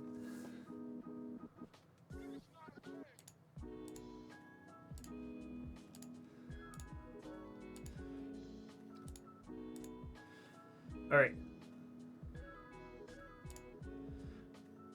So this right here, I'm not gonna play this scene, but I'm gonna show you stills of it. But this right here is the peak of this anime. This is something that I love so much about it. So you know how you have the scene where basically you have like Batman brooding in his place, and it's like it's very aesthetic. He's drinking wine, like overlooking the city, and you have the letter with the information, that sort of stuff. Like that's very, very typical. Like this anime does that because like that's what this character wants. However, the way that he does that is like you get this entire scene where like he gets out the wine. He's like, yeah, like he literally spends all his money that he can get on like buying this expensive wine, and then setting up his room with like very expensive paintings. Like this right here is also just like a regular dorm basically he lives in while he is like studying, and like he especially like puts down his letter because, oh man, that will look so cool. And then because like he has one of his girls from the organization come in, and like as you can see right here, the moment that she comes in, it's like all his stuff that's normally like in his dorm, like it's all like put aside and shoved in like in the back. It's like all the cupboards of the stuff. It's like, okay, we gotta put that away because then if she comes in, it will look like I am I'm just sitting here, I'm brooding. It is like it is like I love this stuff. I really, really love it. Like it is so funny. I really love it because it's like so many times, like you see these scenes in movies or in series where like, oh man, that's so aesthetically pleasing. But like, how did they set it up? Like why is the mastermind drinking wine at the exact moment that someone comes in? Like, is he just drinking wine the entire time until he hopes that someone comes in? But yeah, that's basically that. But yeah, edge is an interesting term for it. It is. I think it's kind of like the straight edge weebs that fits into this vibe very well. But yeah, that's kind of my anime rant. Maybe at some point I'll make anime videos. But right now I'm not making any videos because this stream was supposed to be a video, but it didn't turn out to be one. We'll see. Maybe I'll do a stream tomorrow. We'll see. Not quite sure yet. But yeah, I'll check out Goblin Cave, but I will not check that out on the stream. It looks like Sarah from Code Geass. I've actually watched Code Geass. I've heard from people that it's a really, really good anime. I've watched part of it. Then there was a scene where I was like, oh my god, fuck that. If you've seen Code Geass, you probably know what moment I was like, oh fuck that. It is in the first season. It is somewhat midway through. And it is or like not midway through, somewhere towards the end of the first season. Yeah. That moment for me has put it on hold. Maybe like I'll probably return to it at some point, but I was like, oh my god, something happens in that anime where it's like it really, really feels like someone was like, the writer was like, oh shoot, this will solve all our problems. We gotta go write something to fix this.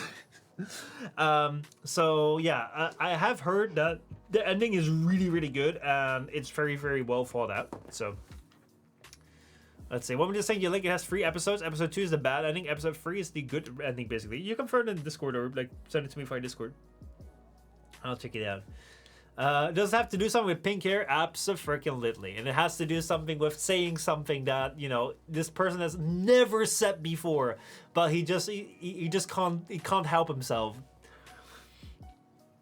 It's like he was like, oh yeah, we can have it all, we can have everything. Oh wait, let me just say something that I've never said before. Oh, that fucks it all up. Bada bing, bada boom. Yeah. So yeah, that is that. But yeah, anyway, yeah, that was the just chatting anime section of today, man. Yeah, I'll let you know I'll let you guys know how it goes with streams. Maybe I'll do one tomorrow, but I'm not quite sure. But yeah, we didn't do a game stream today. That's interesting. I find it interesting that they were having a laugh. Yeah, I mean. That entire scene is just kind of weird. The entire run up towards that is a little bit strange. Yeah, let's not talk. Like, I don't want to talk about it too much. Like, again, like, you know, maybe we'll spoil it for people. And also, we're at 2 hours, so I'm gonna have to go and get some more water. But yeah, I hope you guys enjoyed. I hope you guys enjoyed the stream. It was a little bit of a mess of a stream. However, I did quite enjoy it. I did quite enjoy having a little chat. I'm gonna try going forward to make this a little bit more structured. I'm gonna try and like really keep it down to like 15 minutes of like lead in, and then really gonna get into the game. And then once we get into the game, hopefully like we'll actually like go into the tension. Then I can talk whatever I want. But I do actually need to get down to this because otherwise I might have just call this a just chatting stream. So yeah, Water Gang, hell yeah. So yeah, anyway, that said though, Wednesday for sure we're gonna have Half-Life 2, and on coming Friday, we'll have a video out. And if you are subscribed to the channel, if you're a supporter of the channel, then we will have like that video will be out tomorrow already, because I'm gonna try and like make my early videos a little bit early. A little bit early for once, because a lot of times like I'm releasing them on the day off and I'm like, oh yeah, here it's 2 hours early. But now I'm actually gonna try and get my videos done a little bit earlier in time. So yeah, thank you guys so much for watching. I really enjoyed the stream. It was scuffed. It was all over the place, and we spent we ended up talking like an hour about anime and Isekai anime. And like, oh my god, oh my god, man! Like, what does it say about me? I don't know. What does it say about you? I hope it says that we're really, really cool, interesting people. Let's wear our VR and poop ourselves until next stream. Oh man, what about we wear the VR and poop ourselves on stream? That may be the new meta on Twitch, because I don't know. Like, Twitch is becoming a really, really interesting place. We have many different metas, and the just chatting section right here has become interesting. May I ask you if Cryosphere is installed? It is installed. That said, it will probably be something that will go into the playthrough slot sort of thing. So that will go into, I guess, like once we finish Half-Life 2. And yeah, Lethal Company is also going to go on the list. That may be next week. I should grab that too. It's free on Steam. You can get Cryosphere for free on Steam. It doesn't cost you anything. So yeah. Wait, you can upload a reaction to Goblin Cave on Patreon. Mayhaps I'll do. Mayhaps I'll do. Send it to me, and then I think you've sent it to me. Mayhaps I'll do that. Or no, you haven't sent it to me. This was. Or no, maybe you have. I'm tagging Xeno's Discord. Oh